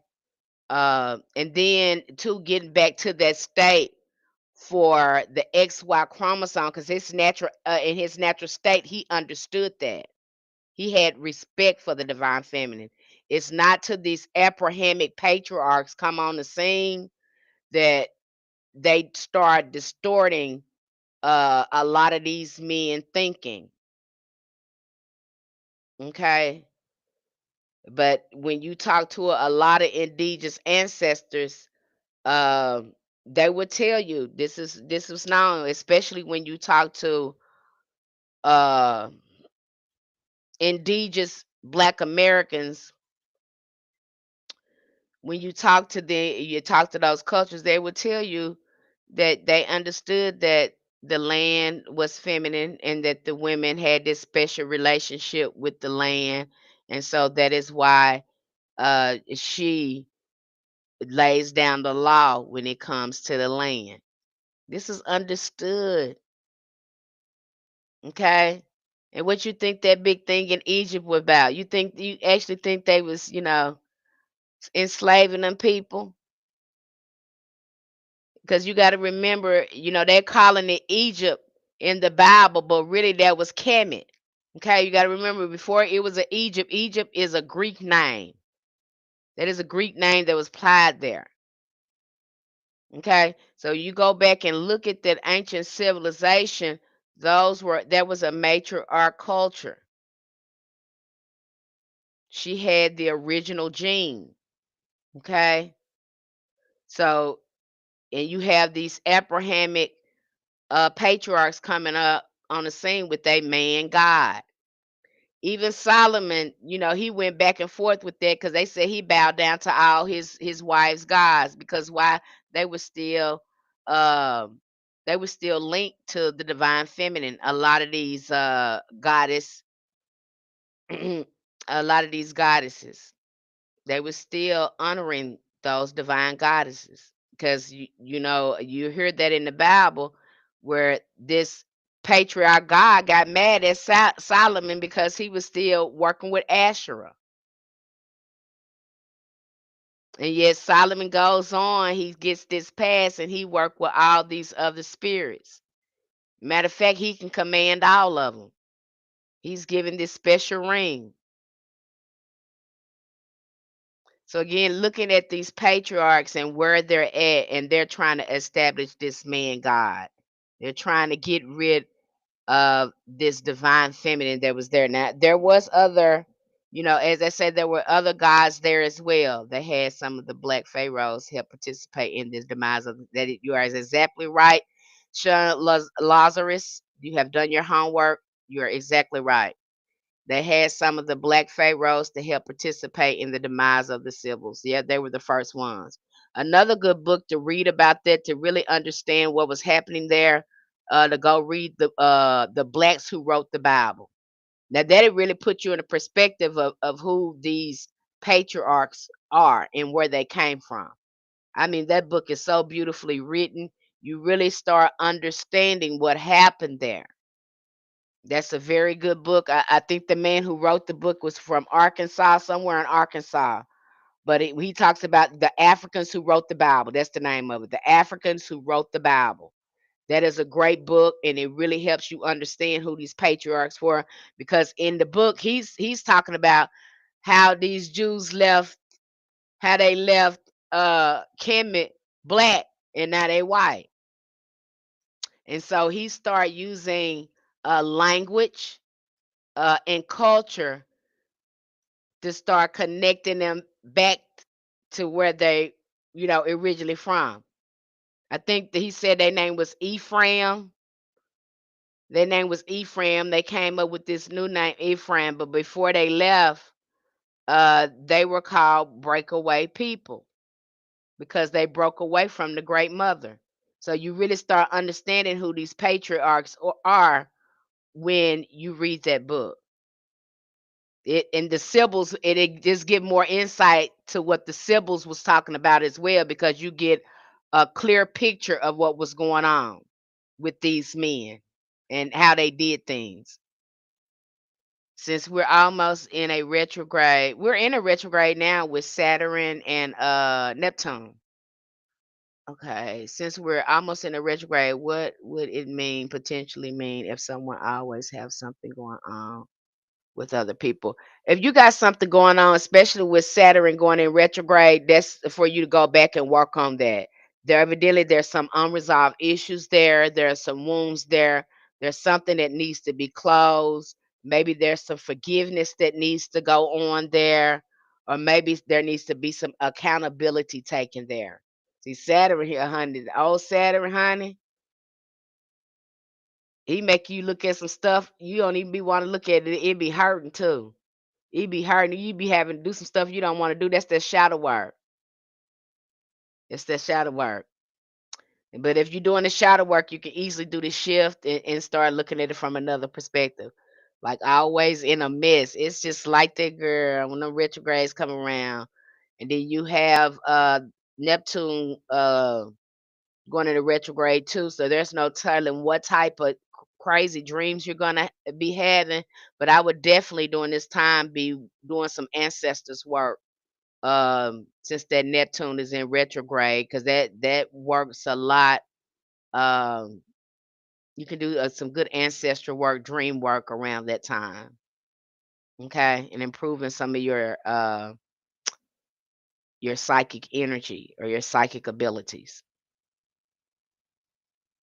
So when you go back and look at that, you look at these men, and you just like, wow, and you really start understanding um, what happened, how these patriarchs kind of hijacked everything. Okay. Again, you start looking at your Bible from a divine feminine perspective, especially when you understand that the symbols wrote many of the prophecies, many of the chapters that you see in the Bible. You understand that they stole this and applied it, because a lot of those prophecies, they're talking to men. They're talking to men. So who did they get this from? Now they saying this God said this, but we know that a lot of these prophecies came through these women, and they documented a lot of these prophecies. I think a lot of what really puts it in perspective is when you find out too that when they begin to dismantle this patriarch queendom, that they start taking away these writings the Catholics did. They're so-called Catholics, the Mother Church. I don't know if she was calling herself that then, but these men were taking these prophecies just like they do in Egypt. They got Egyptologists, and they got them whitewashing stuff. Well, they had symbolists. They had men that were called symbolists that they hired to work on these prophecies to water them down. So you don't just see that they learned, they've done this before. You understand what I'm saying? So they know what they're doing. So they, the first time they did that with the prophetess, the divine feminine prophetess. They took their writings and started rewriting them, watering them down, putting some of them in their Bible. And so that's why you'll see a lot of those scriptures, they're specifically talking about men. And if you understand the symbols, you have a lot of these kings and leaders that were coming to them, and they were waging war on people. And these prophetess or seers, again, you got this divine feminine speaking to through them, uh, prophesying against some of these men. Yep, I do Blue Lotus, Delisha. Love Blue Lotus. They really help with your dreams too. If you can't remember dreams and you're having problems with remember dreams, drink some Blue Lotus. That helps you remember. Helps you become more present in your dreams. And you can remember them a lot better too. So if you don't remember dreams, you can get to some Blue Lotus, drink you some Lotus. You'll start really remembering your dreams. And it helps kick them up too. But usually when uh I don't know, I usually do a fast when I'm trying to do dream work or something. I'm usually fasting that day and drinking Blue Lotus tea and just drinking again, stating my intentions over my tea and what I'm trying to do. That's just how I work again. Our ancestors used the science of fasting too. There's power in that. So again, when you start looking at the Bible from the divine feminine perspective, you can actually start seeing, and this has worked for me, that these women were giving out these prophecies, and they couldn't really throw them away because they came to pass. you can, and this is the only divine knowledge that they had. They knew it came from these women, so you can't throw it out. You know, you can probably play with it a little bit, but you can't throw it out because you need a foundation to work on. That's just like when you have Abraham, Isaac, and Jacob going out of their way to marry these women, and then you go out and do a deeper search into these women, you find out these women were priestess. They had spiritual power. And these men was trying to be in direct contact with spiritual power. A lot of these rituals and stuff that they learn from these women. Even when you go to uh Muhammad, think about the Prophet Muhammad. That was a total uh divine feminine spiritual practice that he turned into uh male. And then the things that he did to set that in place, the atrocities he committed upon women and children was awful. And that is Muhammad. Okay? They prophet over there. I think that's his name. And you start looking at these religions and looking at the origins that they all came from. There was a divine feminine priesthood that was global. Okay. So that mother church that you see now in Catholicism, that mother church belonged to black women. And they run around here wearing dresses and stuff trying to mimic the divine feminine because that is divine feminine attire. But the only way they can embody that power and not get struck down and nothing happen to them is they have to keep the same ritual attire. Oh, they broke that all the way down in what's the name? Okay, they broke that down. Manly P. Hall broke that down. And I disagree with him saying share power with them. That's not the answer. Because again, and you're trying to foster a false ego that y'all created. Now the pale face may have a problem with sharing power, but I don't think our men, once they understand the divine feminine, they come back into their natural state, they wouldn't even we want to share power the way y'all want to share power. The pale face, you want to share it to control, but you need to sit down and be quiet. You'd have made our men sick with that. Cause now they want to be like y'all. And they already know better. You know, they already know better. They know we're the stronger species. They already know that until you came in here with your false stuff, your ego, because you ain't been here that long, pale face. Okay, you ain't been on this.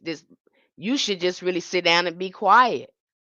You know, you should not be saying anything or be wanting to share power with anyone because I mean you haven't been here that long. So again, getting our men to really understand that too. They've been brainwashed by these folks. Now you want to be like these folks, and you know these folks is sick. You know they got a whole lineage that's just sick. Now how you gonna want to be like somebody that's sick? You know you ain't supposed to even be doing that. And you know better. You know that that is not naturally right to you to be trying to order over women. You ain't never been able to rule over a black woman. So why you gonna start now? And when y'all was trying to do it, you start with your abuse. You act like the oppressor. You know, they got a lot to unpack. A lot of damage that been done, and folks just don't know, you know. Yeah, that lecture by Manly P. Hall, talking about we should share power.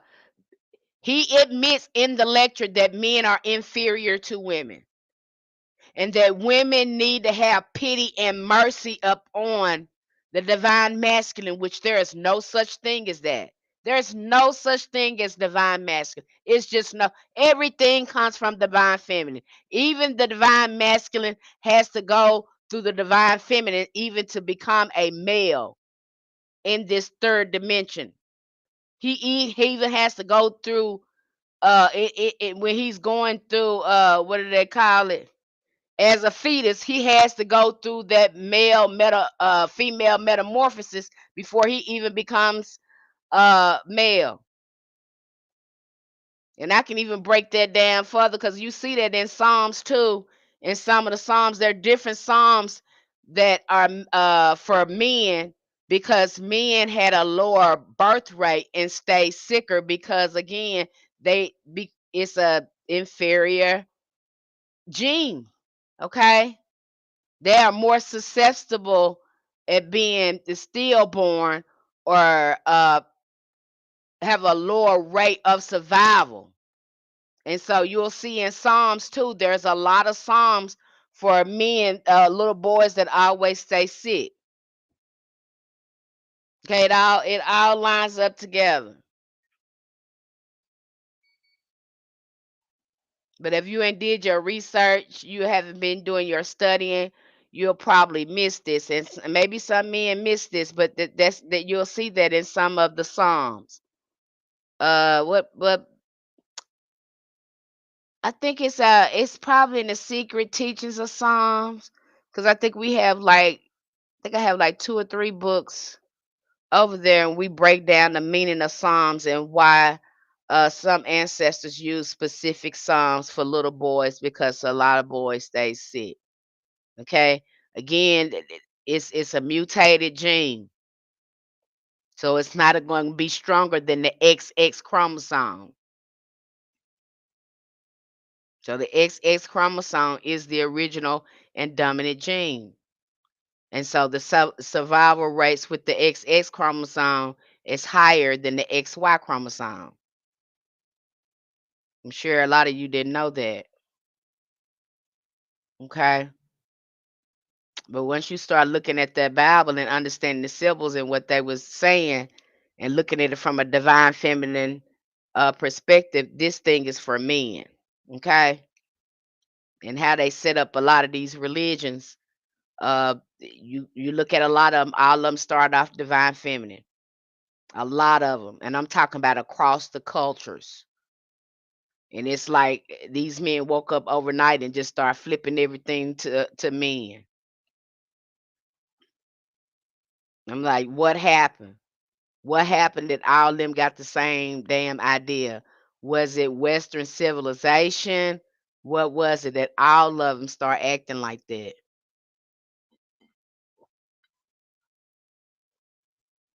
Turning on women, taking their land, dominating different parts of the earth. And again, I think I talked about that a little bit when we talked about Kadesh.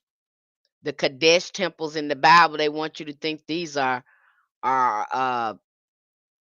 brothels, when really these were divine feminine temples where a lot of these men that were going to connect with the divine feminine through tantra. And I'm putting that in a nice way. They would have to come in contact with a woman and go through this tantric sort of ritual to come in contact with the divine feminine. And they start convincing women that our bodies was evil, and if we was evil and we didn't need to do that, let them do that, and really we really knew what we was doing. And you'll see them in the Bible. They're steady going to these Kadesh temples. They're steady going to these so-called brothels. Okay, little white boys, ma'am. They were getting sick. We are yin and yang. No one is higher than the other. I'm not saying no one is higher than the other. What I'm saying is the XX chromosome is the more stronger gene. It's the original gene. I'm just talking about plain biology here, and it reflects in the spiritualities too, because women are innately intuitive. We have a divine connection with Mother Earth, our cycles and everything. So you quite naturally, we know we have to be the original cosmic being on this planet because our bodies reflect that. Okay. No, we don't have to downgrade men. That is again, I'm not trying to hurt your ego here, but I do advise you to go back and look at things. Look at the XX chromosome, look at the XY chromosome. Women were never supposed to be sharing power with men. That is a Western concept. Okay, that you're gonna have to turn that away. So if all you hotel brothers and all you men that want to be on this spiritual journey, that's a reality that you're gonna have to accept. Don't get over here pretending and then somebody tell you the truth and then your ego is hurt. You were never supposed. Again, you've been trained wrong, and then they keep pushing this stuff in the new age in this new spiritual thing, and that's not how our ancestors did that. And they've been pushing this stuff with this new age divine mess. There is no such thing as that. This, what did they call her? Mother Earth. Everything come from her. Everything come from this spirit. Everything come from divine spirit. Even the spirit you got inside of you comes from the divine feminine. There is no such thing as masculine energy. Okay. Again, we got somebody, messing with polarity,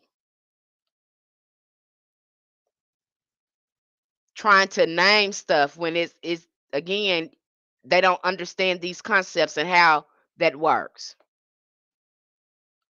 There's no such thing as that. You came from your mama. That she, if it weren't for her, you wouldn't be here. And no man give no birth to no child, so they just cut it out. You know. So again, deprogramming that stuff. There's no such thing as that. They lying to you. And when you got somebody coming in taking stuff and renaming stuff and trying to apply that to themselves, they're gonna get it wrong. That yin and yang thing, there's yin and yang, that means there's dark energy and light energy. Like you got positive protons, negative neon, or whatever you want to call it when it comes to particles. Okay? What it's showing you that these have the same intensity, but they work differently.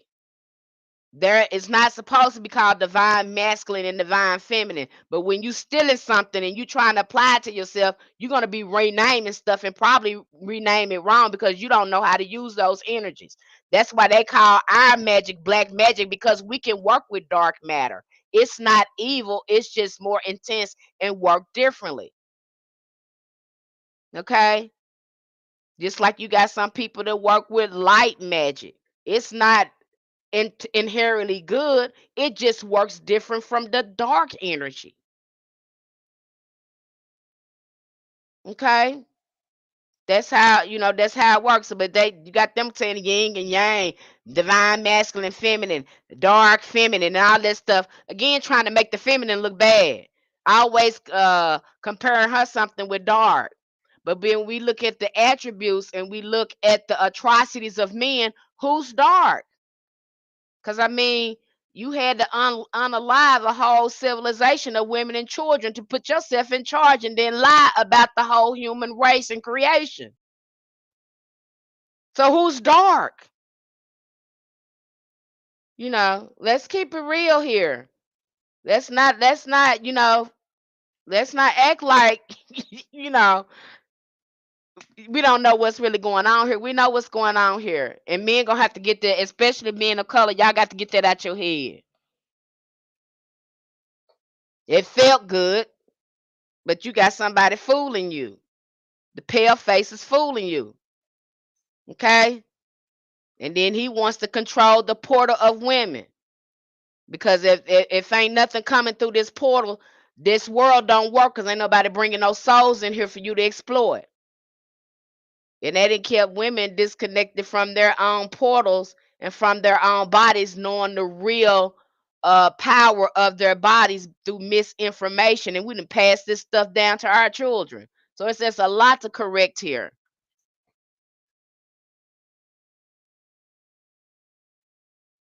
What are you saying? Rob Black Storm, I don't know what you're going through. You're going through some uh I don't know what you're going through, but you probably want to relook at that, and you're looking at things from a divine masculine perspective, and there's no such thing. There is no such thing as that. But if you was talking to your ancestors and you knew their story and you knew how far this go back, you gonna run into them great mothers and they gonna tell you there is no such thing, baby. Your daddy never gave life to you. Men don't give life. So I don't know how you skip all over there and talk about this divine masculine that doesn't give life to children. Do not bring souls into this realm. No, I'm just telling you the truth. I'm just telling you the truth. I know you're used to people saying that, but again, look at the matter of effect. I know that's a hard thing for you not to accept. But the fact of the matter is, sir, I know that's hard. Again, you got to ask yourself why you fighting so hard to be equal. And you know you can't give birth to children. You know you have never given birth to children. You have pets that you will never feed a child from. A baby will never come through your portal. Women are able to have children without men. We were doing that before XY chromosome came on the scene. So my thing, why, if you know all of this information, why would you think you were equal to women? Sperm is nothing. It's nothing. It's nothing. In fact, we really don't need that. We don't even know if we can still do parthenogenesis because ain't nobody left women long enough, left us long, left us long, left us alone enough to find out if we can still do it.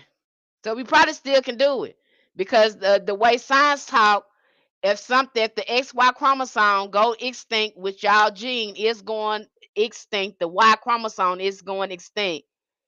That women have a fail-safe, we'll still be able to create life without men. So you go back and look at that.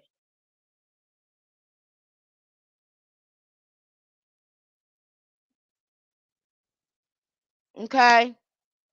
And the sperm really has little to do uh with the egg, really the egg is really choosing the sperm, because not any sperm can break through that egg. Okay.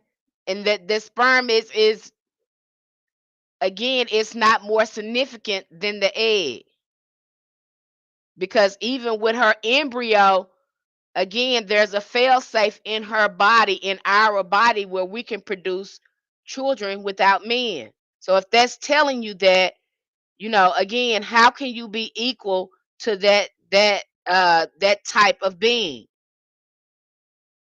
There's is just not no way.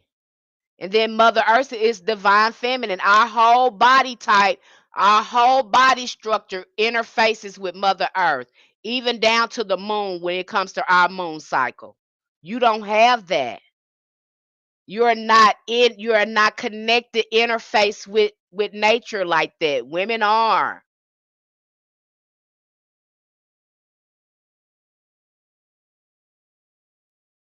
Look at that.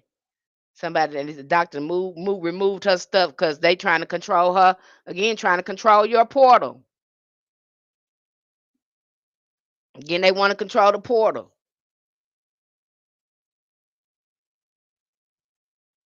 And that's what you have a lot doing. And I know men, again, you've been, and it's going to take a lot for men. I don't know what is it about it, because I talked about this the other night. It takes the XY chromosome so long to unpack stuff.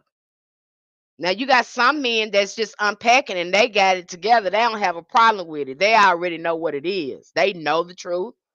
They want to hurry up and put women back in their place, because they know if the woman back in if the woman of color is back in her power, that puts him back in his position of power, because his power only comes through her.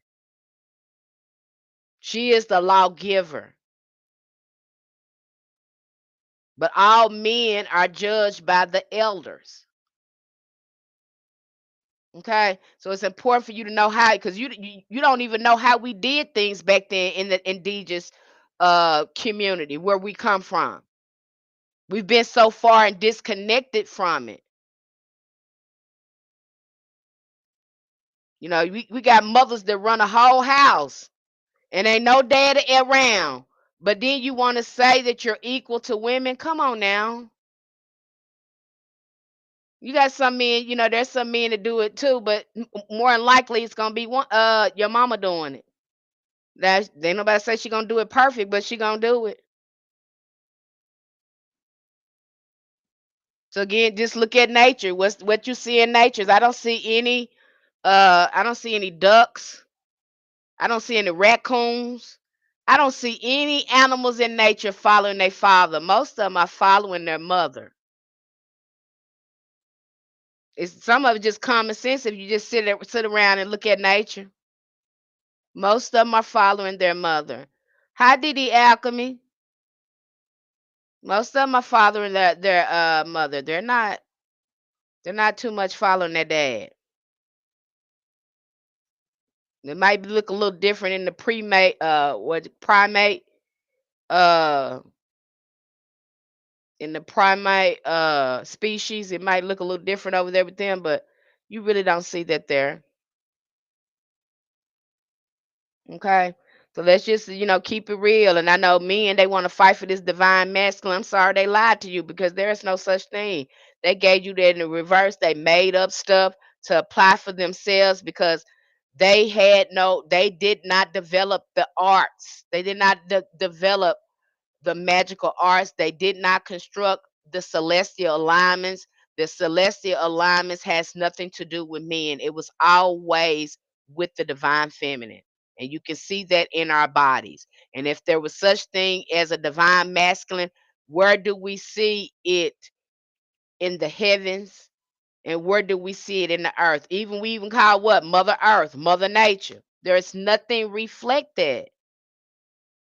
Now you might hear Father Sky in some of the indigenous communities. You might hear it's called Father Sky, but for the most part, women are going to hold those celestial qualities in their bodies. They are aligned with the heavens and earth. Man doesn't have that. So let's just be real and look, look at the science and stop looking at, listen to all this studio stuff that somebody done stole. And you said the men went mad with the power. Yep, the wheel of time shows how women were the only ones with power. Yes, yes, yes. Tina Cherry just said that. So, yeah, as you can see that, and that's something.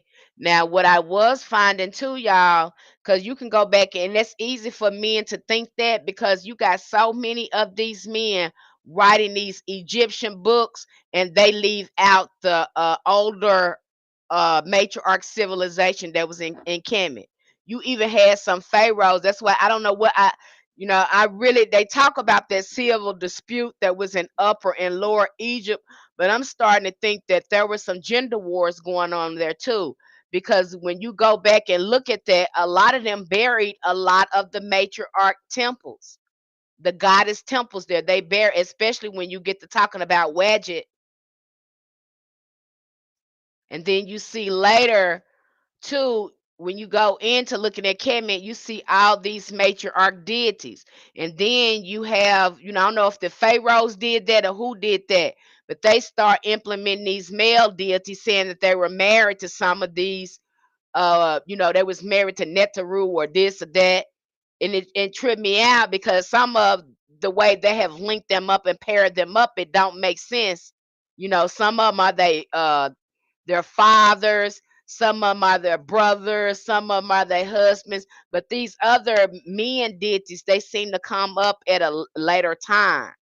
And the first deities being mentioned there are being women. Even when the first time you see an angel, you're seeing offset with wings. That's the first time we see angels in Kemet is with the woman with these feathers. Okay. So really just looking at things, and if you're in contact with your ancestors, they're going to tell you this information. You're not going to believe the hype because the most oldest ancestors, when you do ancestor veneration, is going to be those great mothers. And they have a lot to say. The unknown mothers, they always have their very chatty bunch, especially for women that's doing a lot of wound healing and that's calling on ancestral assistance. They will be dropping some wisdom on you as you start healing those wounds. Okay.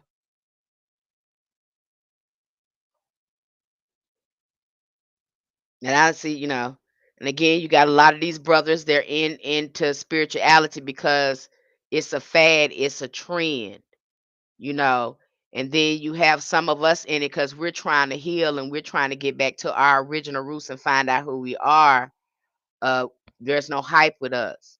But if you're just doing it because it's a trend and everybody else is doing it and you're not doing the ancestors work and doing the deep dive, it's easy to fall for the hype. Again, we're supposed to be going into this looking for ourselves, who we truly are. Okay. And when you find that out, you can start peeling some things apart. But you got to remember, somebody told you was the leader and he wasn't even the damn leader. And he didn't convince you the leader, he didn't convince you that you was supposed to be leading, but your ancestors knew better. Okay. And so again, finding out, why are you in this? And are you truly doing the ancestors' work? And I know, we've just been told wrong. We just been told wrong, and and I know that's gonna be hard for a lot of men to peel back because you just been misinformed.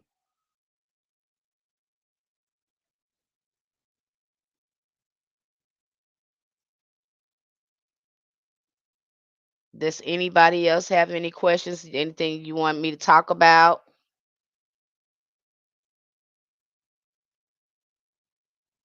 And I get in that topic, and it brings ice in the room. I'm so sorry. I didn't mean to bring ice in the room. I wouldn't even try to bring ice in the room, but I have to be a matter of fact about that, dismantling that, because that's a lot of falseness that's been going on,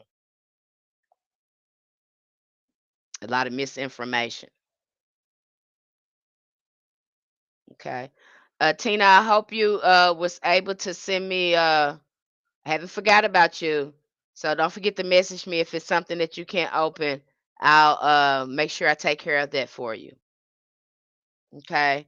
And again, we're getting ready to before I close out here, we're getting ready to again amp it up some more over there. I just don't want anyone to miss out on all the resources and the things that's going on over there in that community, because that's truly a community where you can learn, where we break everything down.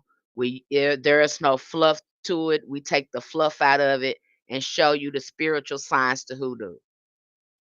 We absolutely show you that. So if that's something that you really want to comprehend hoodoo, and you tired of getting this from this and this from that and this and this and this and that, and you want to understand how all these components work and how they fit in, that's a good platform for you.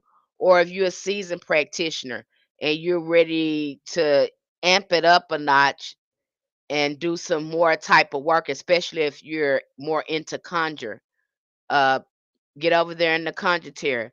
If you already got an ancestors altar going on, you just not you're hitting and missing with your spells, and you don't know what you're really missing. Get over there. You're gonna find out what you're really missing, and you can amplify your work. Okay, you're gonna definitely get a hold of something. It's gonna get a foundation, and you'll get more confident in constructing your workings because you'll understand the science. And that's what you'll get over there. You're not gonna get I'm not gonna give you no whole bunch of workings and you don't know where the hell it come from. You know what I'm saying? Uh, I don't do that there. Okay, we don't do that there. We go through our information, we go through the foundation first, and then we'll go through the books. And the books make so much more sense when you understand the context and foundation. But you can buy all the hoodoo books you want to out there. They don't have everything in there. I've never seen a hoodoo book yet that had everything in there. They're gonna probably give you a little bit of bits of pieces, but over there where we at, we break that all down. So if you do have a hoodoo book, once you get over there and we teach you everything, your books are gonna make more sense now, how you put things together. So, but I haven't seen even the books that I go through, we're going through now, they don't have everything in there. But now that I've put the foundation there for people to work from, now these books make better sense and they can do some of the workings in there now that they have the foundation. Okay. And that really matters in hoodoo. It's not just psalms and repeating psalms and uh it's not that. It's not just that. There is a science and other components to it. And I haven't heard anyone talk about Solomonic magic in here. I haven't seen anybody talk about sigils. I haven't seen anyone talking about the consistency of rituals, because the real hoodoo practitioners, they got some sort of altar work or something going on to keep their energy in alignment. And that's one thing we teach over there. Okay. Staying in alignment, being consistent with your rituals, making sure you can access your ashe at all times, that you are in access with power all times. Okay. So if there's something that you're interested in, we're getting ready to go into our divination workshop that starts on the 27th of July. I don't know why I keep saying June. The 27th of July. We're gonna go start our divination up. Okay, and we're just gonna keep progressing. Uh, and we've covered a lot of things over there, and I've reposted some things to make sure things stay fresh and to give you several options on how to access information. So I've started posting audio books there for some people who's too tired to read and just want to listen. So I've started doing that over there. But again, some stuff is repetitive because it's a part of your spiritual system. And so when we don't form a habit and we don't see it consistent, some of us can slack off. So I try to, keep it in the front of your mind so you can keep your practice strong. I want you to have a strong practice. I want you to see you heal your life. I want you to see your magic be more consistent. Okay. And I want you to share that with everyone. Actually, I have the book about Solomon and seals. Which one do you have? Do you have the Solomonic magic, the lesser key of Solomon? Because I think it's two of them. You got the key of Solomon, and then you have the lesser key of Solomon. And see, that's really for the conjurers. Okay, that's really for the conjurer. When you ready to cast a circle and you ready to stand there and you know how to deal with the spirit, you know how to pay, you know how to pay the spirit. Again, these are the for the ones who know how to work with their table. They know how to stay safely in a circle. And our ancestors did, and we're getting ready to cover that too. Especially when we talk about Robert Johnson and making a deal with the devil. And I'm getting ready to break that down so people can understand what they were talking about when they're saying that. I don't have Patreon anymore. Is there another way to be able to learn more? No, ma'am, because that's the platform over there. Patreon is the whole platform of learning over there. So I don't have another platform for learning. I don't have that. Sorry. There's no other way around that. What you mean? And I don't have Patreon. I mean, can you not sign up again or something? Is something preventing you from signing up again? You should be able. Are you banned from it or something? You should be able to sign up again. It's a grimoire of I have the 44 seals and I have the key of Solomon. Okay. I actually have the book about Solomon's seal. Okay. So those seals, they really come in handy. The sigils too, when you know how to work with the archangel sigils, and then sometimes too, especially if you're consistent, you'll have the archangels give you their own spin on the sigil so they can come there quickly. So I've known some people, uh, you'll have angels that have you create your own sigil so they can come in faster. That's what. Okay, we definitely give you the foundation there. We break it all down there. You get lectures, you get videos in the book. I was drawn to those books a few years ago. They come in handy. I have had so much going on that I have gotten away from things. Okay, sit down, Phoenix Star. Get back to shine your shoes and get back to work, beloved. You get back on it. Just start it up again. Get your ritual started. Get back on it. It's crazy work to get banned from Patreon. Is that what she said? I don't know. She said she didn't have Patreon anymore, so I don't think I could think about the homeschooler. Are you banned, or are you not able to open another, go back and sign up? So I don't know. That's why I asked her, like, are you banned or something? Is that why you can't go back on there? So I'm not sure. That's why I asked. But I noticed here recently my dreams have been sharp, and I'm wondering, like they are showing me things. Yep, I would document that too, keep a dream journal. But I can't hi there from the UK. Is it possible to sign up to all the tiers on one Patreon? Usually if you sign up for the conjure tier, you're gonna get everything. You're gonna get the lectures, the books, and the videos. So that's the highest tier. If that's something that you're interested in, you're gonna get everything with that tier. Big facts. Okay. But again, getting some foundation up under you. Um, Again, and then hoodoo is a way of life. If you ain't ready to change some things about yourself, you might as well stay where you is. If you like being raggedy and you think you're gonna come up, because I'm telling you, get over here and start thinking you're gonna do some raggedy stuff. That's how your table gonna look. Okay. That's how your table gonna be. You gonna have a regular table. You gonna want to fix some stuff, and you gonna want to half step and then get mad when stuff don't work because you ain't been consistent at your ritual, and you don't want to do stuff 3 7 days in a row, and you don't want to get up in the morning time to do certain spiritual work and get some stuff done. Then hoodoo ain't for you because you gonna have to put some time in there, and that's what magic is all about. Magic's for people that got time. People that ain't got money, but they got time. They got creative imagination and skills. So that's what that's for. So if you ain't ready for that, then that's probably ain't for you.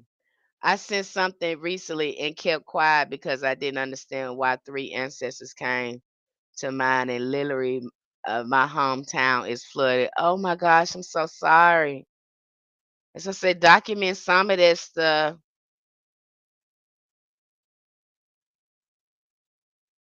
Okay, thank you, Tina. I'm gonna get on that right after this live. I get on that and get it to you. A Patreon, go ahead and Google it. It should be a link in my link tree. Mama Wisdom. Yeah, you probably want, and then you have that Neptune going in retrograde. Like I said, a lot of ancestral stuff is going to be going on. That Neptune in retrograde like that. So you'll be getting I won't be surprised if you're getting a lot of ancestral dreams. Okay. Even, even you may, like I said, get revelations of things happening. My hometown in New Jersey is flooded. Found out this morning. Wow. Sorry about that. Yes, go to my altar staggering early in the morning. Yeah. Good deal. That's a good habit to have.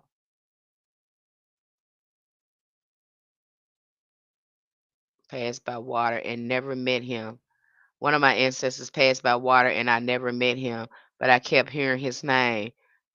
But now I understand why. Isn't that something how they do that Phoenix Star? You can't make it together sometimes. They be really telling you stuff. They be right too. But it sometimes it don't make sense to us. But I've noticed if I get somewhere and sit down somewhere and clear my mind, sometimes the answer just pop in my head. It'll come together sometimes. So I've learned too to just sit with it and not try to make myself understand, but just letting go and allowing it to come to me. My sister and I were talking about breaking from fear and negativity. Do you have any recommendations for that? I would say, really, and that you're gonna hear me say that. Really work with the archangels. Really work with Archangel Michael, Archangel Raphael, and really crank up your spiritual baths when it comes to that. You might have to do it 3 7 days in a row. Okay, really get that crunk up and start working with these angels, because when you go to looking at negativity and all of that, these are these things that repeating these oppressive spirits or energies, whatever you want to call them. They're these old tape recorders in your head that you need to get out. You might even have, I need to post that book over here. I said I was going to post it. That book, Mirror Work, but you might even have to do affirmations 21 days to change the tape recording in your head of what is going on in there so you can move those other voices out of there. Again, we're trying to get your thoughts elevated on a higher frequency so we don't keep rethinking this stuff, what we call it, that uh ruminating on the old stuff, you know. And that's how the mind is. We have to reprogram it. It's a computer and it takes time. So be very patient with yourself. But I guarantee you one day you'll wake up and your whole mind gonna be different. You're like, oh my God, I'm just thinking differently. I'm just so positive. I'm so this, I'm so that. So again, be very consistent. Like I said, this is a way of life. Instead of getting in your car listening to music, go to YouTube. You need to listen to 10 minutes of affirmations. Again, kind of changing our habits because this becomes a way of life. Is it okay to work with spirits with children in the house? If it's your ancestors, okay. If you're working with angels, yes, it'll be safe. When it's working with your most beloved elevated ancestors, yeah, it'll be safe. Now, if you're doing a baneful work or if you're trying to uh again doing more conjuring work, then I recommend doing that work outside. Man, you are dropping some serious heat. Thank you so much, Oracle 77. Okay. Like the pomegranate. Oh, that is again, when you look at the pomegranates as well, you know, again, looking at Brazil, and then you got to look at Hoodoo again, because looking at those archetypes right there, you be like, wow. So yeah, we kind of covered that over there on Patreon. I think we look at that in Espiritismo, and we look at that in Umbanda. Okay, but then again, I can see like some Spanish elements in there. Okay, thank you. I've been wanting to look more into Pomegranate too. Okay, so we talk about that. We cover those spirits over there. Okay, especially when we go into Abanda, Espiritismo. I mean, you're going to see a variety of archetypes and spirits over there, and it really makes you understand the structure of hoodoo, looking at those other African diaspora spiritual systems. I can't tell you, all sorts of light bulbs and things went off in my head. So it really helps put things together. Okay. Because we go through the talk about the Pombageras as well and kind of break that down. So that's interesting too. I've never been drawn to them like that. Uh I don't know. It just never stuck out at me like that. But I've always been interested in the Lamadamas, looking at the Congo spirits, and looking at the other African diaspora spirits that we've worked with. So that's always interests me. Do you cover workings with High John the Conqueror and now we do not talk about even though it's a book about Kim Banda. Now, again, that's more conjure stuff, because again, you have to be very experienced working with those hot spirits. But I do talk about, those hot spirits, and when I look at Kambanda, those are hot spirits. You have to know how to work with them. And then Kambanda is very controversial because of the different denominations people have created with that. That's just like that Santa Marta. She was beautiful at first. She's beautiful to work with. But then you have some people that's working with her that are raggedy, you know. And so it really makes Santa Marta not look good because of the type of people that want to work with her. Okay. And so it could Kambanda kind of give me that same kind of feel. But yes, we just covered. We'll be dropping a lecture real soon on High John the Conqueror. So we just covered that, and we covered the seven sisters. So probably going into next month, we're probably going to be covering a lot of hoodoo archetypes like that. When it comes to the seven sisters, High John the Conqueror, Black Hawk, and just focus on the pantheons in hoodoo, where the archetypes in hoodoo, some of the spirits in hoodoo. But there is a wealth of information over there, especially when it comes to Kambanda. There's a whole book on Kambanda. I don't even think I did a review on that. I did one on Umbanda, but Kambanda, because I knew a lot of people, again, you really need to be seasoned working with those hot spirits. That's how I see them. And when I look at Kambanda, it looks like a lot like the Petro spirits. Yeah, yeah, and like DD77 said, it's very controversial. But I'm not saying it's not a need for it. I believe a Kambanda was needed for justice type work in the way I look at them.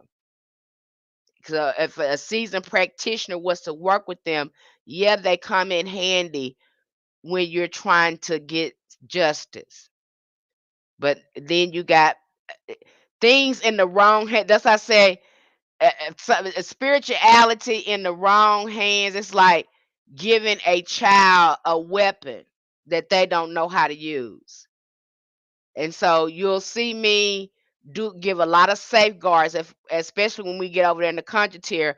I'm going to put a lot of safeguards on the information because I want you to be safe when you're using it and that you understand what you're doing and the repercussions of using it.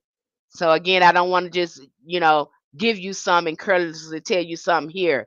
Even when we went through Saint Cyprian grimoire, I gave a lot of details with it, and I'm thinking about breaking that down a little bit more. Because again, my thing is making sure you have as much context as information as possible before you jump in there. For real, that divine masculine concept was made up, but yeah, it was, you know. And I know they don't want to.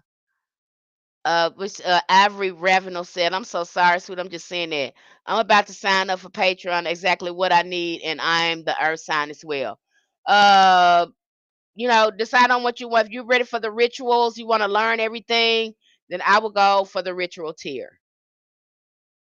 Okay, that'll be good for right now. The conjure tier is for people who's been doing this. They seasoned for a while, and they want to work closer with different entities and understand them, because then we're going more into ceremonial magic, knowing how to set up a table and cast a circle and stand in that circle. Okay, so those are for the most seasoned practitioners, and we're going to probably start now, probably anything. We're going to get dive deep over there, and where I just meet with them and have conversations about what they're trying to do with their conjure and what they're interested in working with. Okay. All right, you guys. Now, if you have any more questions for me, uh, let me know. I'm on TikTok right now. You can see I got my phone in my hand, y'all. This is my TikTok family over here, and then y'all my YouTube family. You know, uh, if you can, let me put my email address in here. I'm gonna put you down right now, TikTok. Hold on.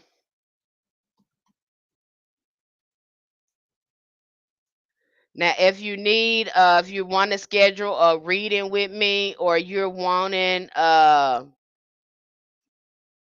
blueprint of your natal chart, that gives you a lot of information. It really cuts through the stuff, and you know exactly what work you need to start working on. You know what I'm saying?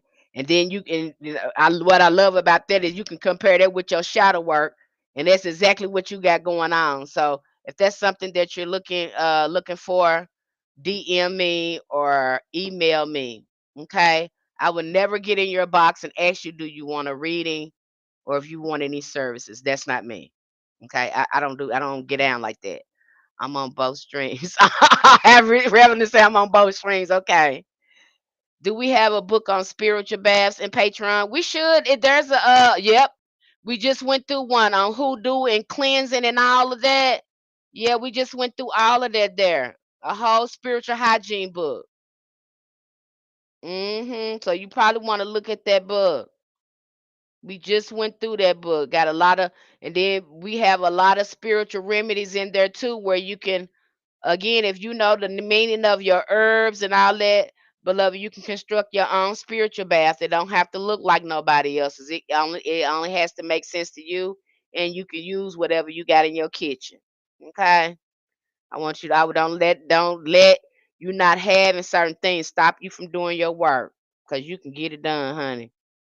Okay, that's what our ancestors did. But yeah, we just went over that homeschooler. Just dropped the lecture on that. Do you have any recommendations for special favors for school and college applications? I will be working with High John the Conqueror. I would be doing like crown of success work, get myself prepared for that. What is another one? And I will be reading Psalms 5. And we give you more information about those Psalms to really give it a umph. if you're already over there. But you probably want to read over our book that we have in there, The Secret of Psalms, to help you with some songs with that. But I definitely be doing some Crown of Success. I would be working with High John the Conqueror.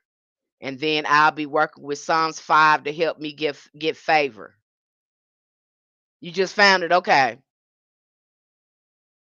Now the bath rituals, we have that over there, Tina called. I think the homeschoolers just found it. We just went over cleansings, a spiritual hygiene over there. I did a lecture on it, and you got a book over there too to look over. So usually if I do the you get the book, especially if you're in a ritual and conjure tier. If you're in a ritual and conjure tier, you're gonna get the book and the full breakdown lecture. And with the lecture, I take you through the book and point out to you some of the things that might be helpful. Okay. So again, I break it down simple. You don't have to wonder about nothing. Because I want to make sure you ain't confused, that you comprehend. Because honey, with the stuff I see here today, at some of these places, honey, ain't no wonder some folks confused. Because nobody's getting the whole story. Okay. All right, beloved. I'll talk to y'all tomorrow. If you need a reading, if you want me to do a spiritual blueprint for you and look at your astrological chart and break that down for you the hoodoo way, so you'll have your root, because that's your root to everything, because you are a star. And once you can pin that down, what you got in your chart or everything, makes your root work and everything go and rituals go a lot easier. Okay.